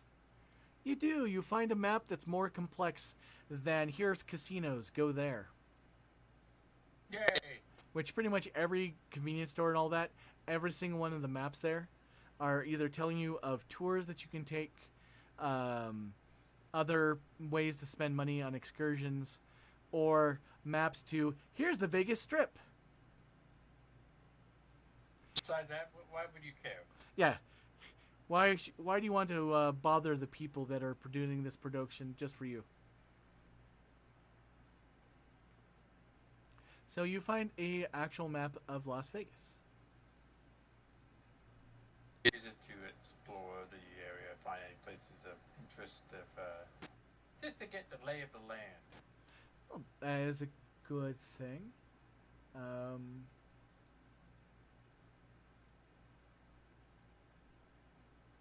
What are you looking for? Oh, okay, let me see. We're in Tremere. There's Tremere territory. Anthem. I'm trying to... Yeah. I know, I was just trying to zoom in on the map. I realized, oh, I'm on Twitch. But you can zoom in on your map at home. Yeah, I know. And I was like, why can't I zoom in? Oh, wait. Anthem has there's a golf course. Seven Hills Golf Course. There is Anthem Hills Park. There's a country club,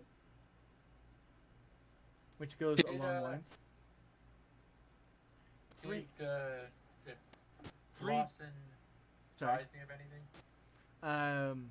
Other than you can't leave the Anthem area without permission, but there's no rules about playing golf.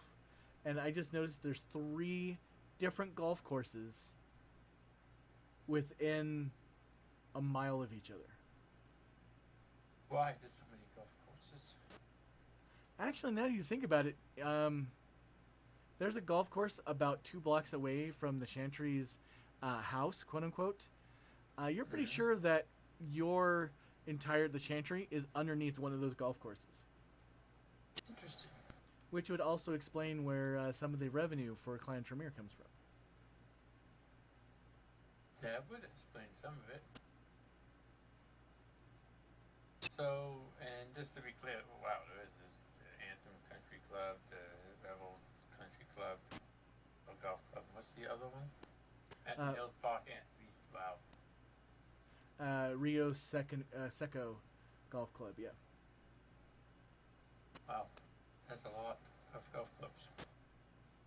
I don't really know what to do or see. Just generally, it's just seeing. All right, what's around here? You find that there's a billion golf courses. Has your character ever played golf before?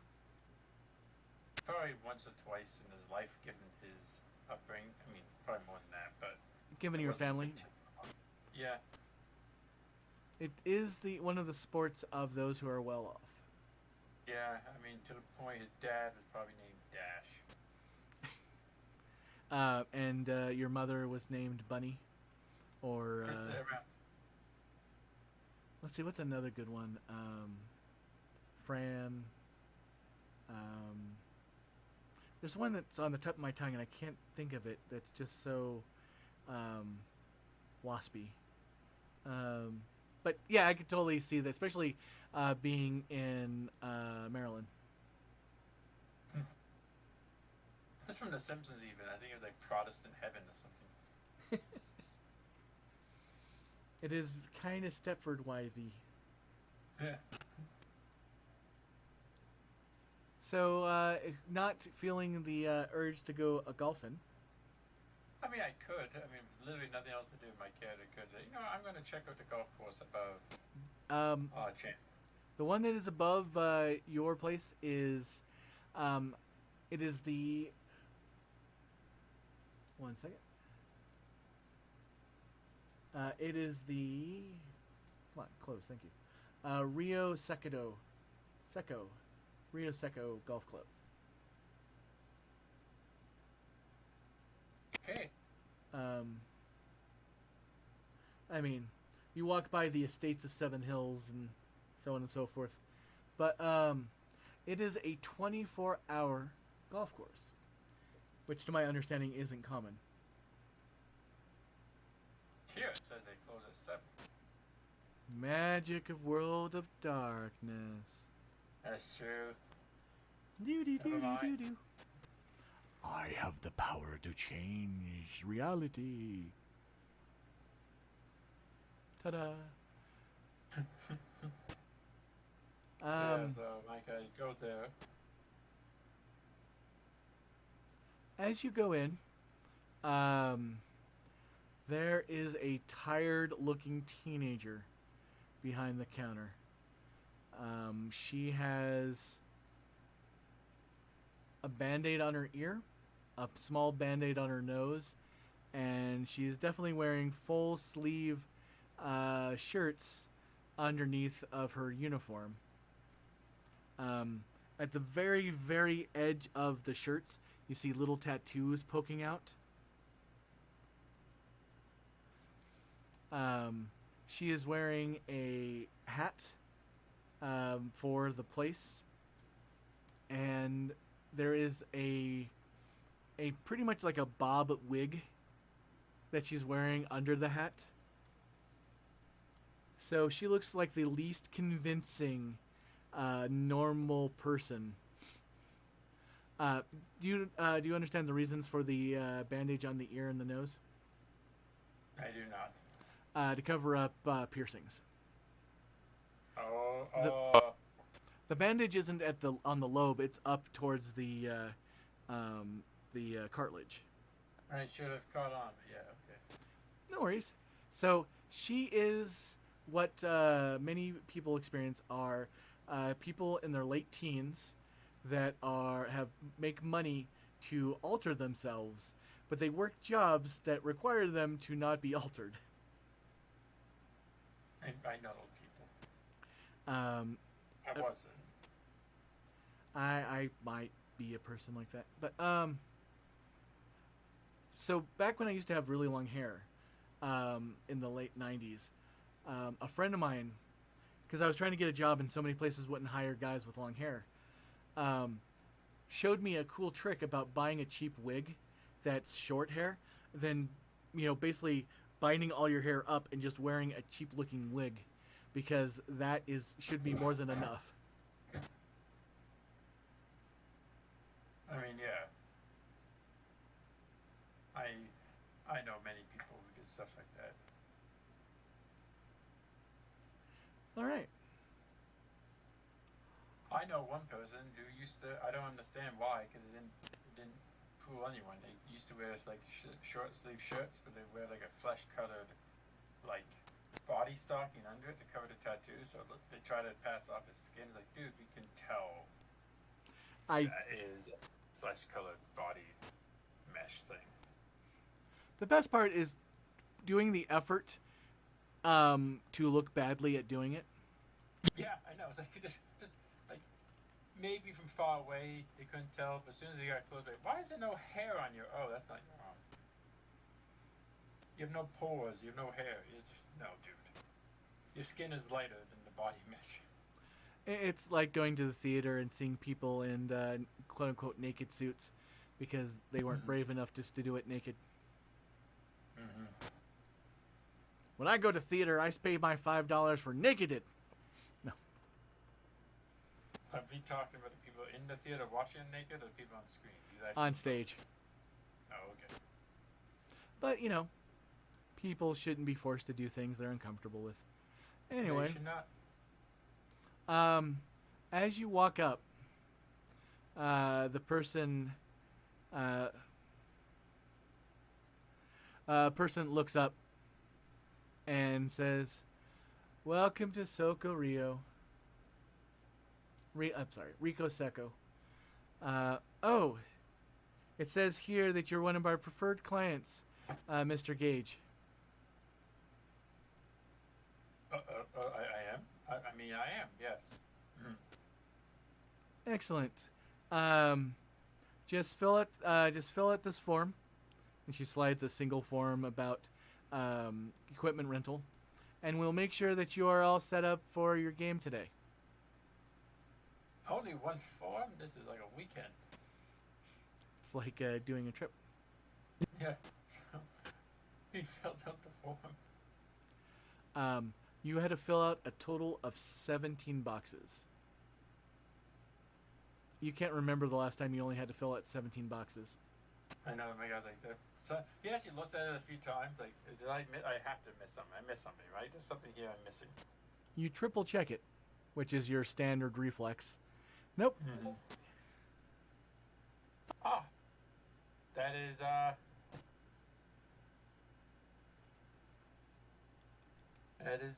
interesting to know. See, 17. That's weird. It's also an off number. Yeah, it doesn't feel right. Something kind of rubs Frederick the wrong way. Like, no, that's. Okay, I'm okay. Everything's fine. Given that this is a Tremere property, that number of boxes should be dividable by 7. So it should be either 14 or 21. I note this down to bring up to my superiors later. This is not good. Now, Baron, do you know why 7's so important? I probably heard of it before, but it escapes me right now. It's a Tremere thing. 13 is the perfect number. 17 is the perfect number. Sorry. 7 is the perfect number. So I figured. So because that's the number of the inner council or something, right? Yep, like what Rock said. 7 cocculars. Cocculars? Am I misreading that? 7. You might not be. I'm just giggling at the word because I'm immature. Luckily, I am the mature one here.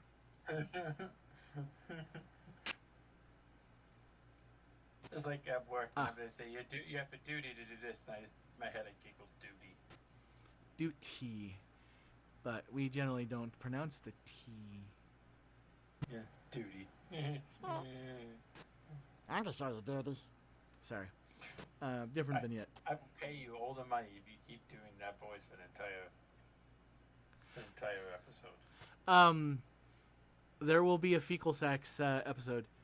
Were you listening for that? Sorry. In the earlier vignette, I didn't know if you had got on to listen a little bit, but there's a character in the city named Fecal Sax. His voice is kind of like this. I mean, he talks about this stuff and this other stuff and does things like this, and then he stabs it in the face with a herring. I don't know who this character is, but I love him. Oh, I'm Fecal Sax. I am an Nosferatu, and I am really, really cool about stuff, right? Like, I have a thumb in my pocket. I don't know where it came from, but I have it. Would you like a thumb? Sure, I'll take a thumb. I'm pretty certain Fecal Sax wouldn't randomly show up on the golf course. Actually, since we have 10 minutes to go, let's see. Do we have a guest star Fecal Sax? So Wheel says tie roll is 10. Player wants a Fecal Sax. So you get set up with all this equipment. You have a golf cart, golf bag. You're offered clothing if you wish to look at the golfy part. I know how to avoid suspicion. He will take the golfy look.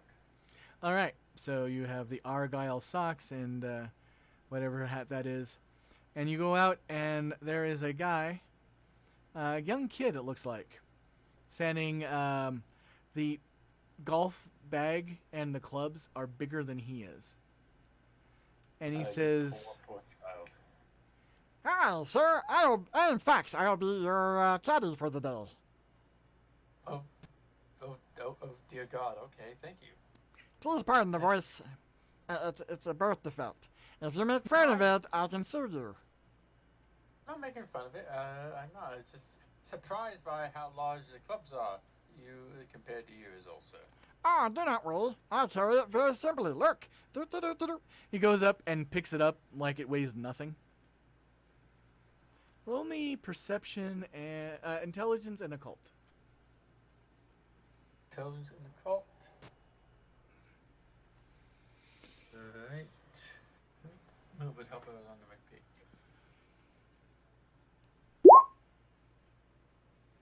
I do have specialties if that matters a little.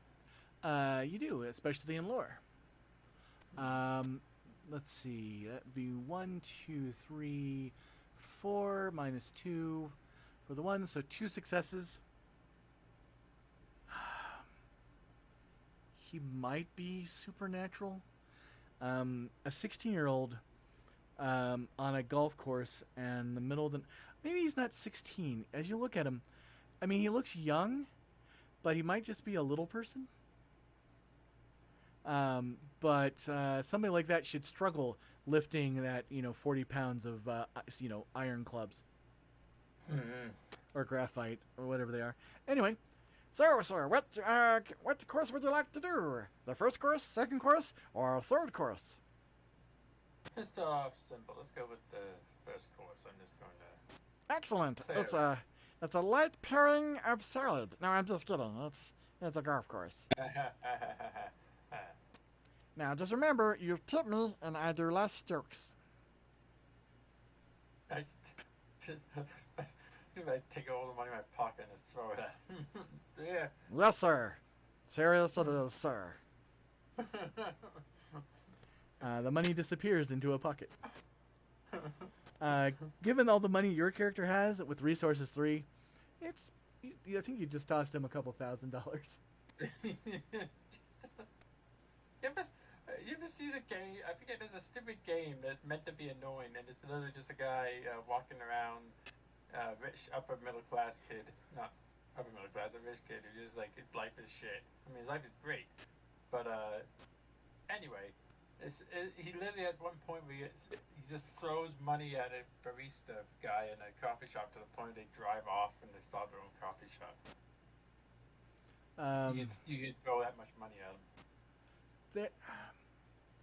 My cousin's kid watches this Mr. Beast guy, and I just watched one episode. I'm like, I'm never watching that because it's just sickening. By the way, you get generally $3,000 a month, so disposable income. So we could say that you had like 1,000. So you just toss like $400 at the little grandma. There you go. Yeah. Yes, sir. I am very serious now, sir. For at least you can make 3 hours. jokes. Oh, can I? Yeah, you can. Okay, dokie. It's car, I'm getting paid and a tip. I mean, that's great. All right, let's go. You're gonna have to drive. My feet don't touch the pedals. That's fine by me. I can drive. Do you know how to drive? I'm sorry. Do you know how to drive?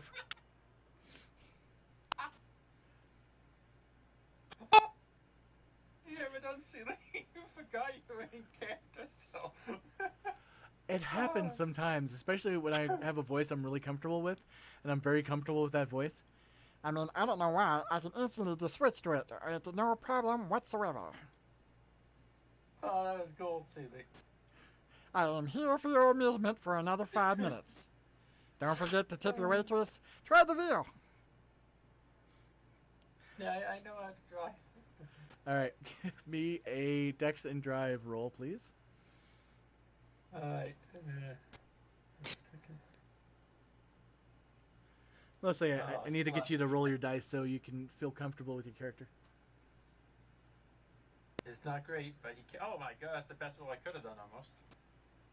Oh man, you drive all sweet stuff like doing the power slides around the corner. Can I do a Tokyo Drift, even though I'm not sure what that is? You can, but you remember on that list of things, one of them is New Not Tokyo Drifts. Oh. Also, It's Not About Family is the next one right after it. It's all about family, right? I mean, you know who I am? I am a gamer that does movies. Hey. Oh, sorry. I haven't watched that show since like the first one. All right. I thought you were doing Rocky. I'm probably. Hey. I thought you The- were Sylvester Stallone. I was trying to do Vin Diesel. Oh, you sound like Sylvester Stallone, but maybe they are similar. So, the one thing who doesn't do a Sylvester Stallone impression? But here's the problem, and I'm kind of squirreling a bit because we have 3 minutes left. But the problem is half of Sylvester Stallone's accent isn't an accent; it is actually birth trauma. Yes, yeah. So you're pretty much, when you do his voice, kind of, making fun of capable, people. So it's kind of that Yeah, I know. awkward, I don't really feel comfortable doing this. I know. I completely understand. Like, dude, it's not even a birth. It's literally he has a disability because of his birth, and you're making fun of that. Yeah, but it's not pointed out.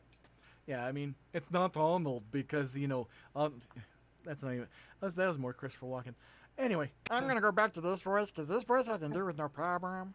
And even though it sounds like somebody, I can't really put my finger around who it sounds like. But my guess is somebody off of South Park because I don't really watch that television show very much. But It does sound like some kid off South Park. I forget who his name is. The dwarves. It sounds like the Underpants Gnomes. That's it. I have no idea what the reference is on that. Underpants Gnomes. They steal everyone's underpants and socks. That's horrid. It's just for some reason it keeps on triggering some memory. But anyway. it's like I don't know what I'm doing. So you and your caddy, who tells you his name is Sax. I'm Sax the Caddy. Nice to meet you, Seth. You know what? I like you. You can call me Frederick. Oh, thank you very much, Mr. Frederick. You are a wonderful man. Have you ever watched the Caddyshack movies? Oh, yes. Yeah, this is nothing like that. I mean, it's I boring. didn't think there would be. We tried to hire Bill Murray once, and he said that he'd do it for like $1 billion an hour. And we're like, yeah, our budget's only for $500,000. Sir, and he said no. It was Well, sad. yeah, it's unfortunate. But we got his understudy like his brother. His brother would be more than happy to do it, but nobody should encourage his Bill Murray's brother. I mean, jeez. Anyway, we have a minute left. So, I think I'm just going to talk for this voice at the time. You know what? We're going to go do the thing, and I'm going to do my voice the entire time. I'm going to go do her over here. I mean, diggy hole. Diggy hole. If you do this constantly, that might really confuse.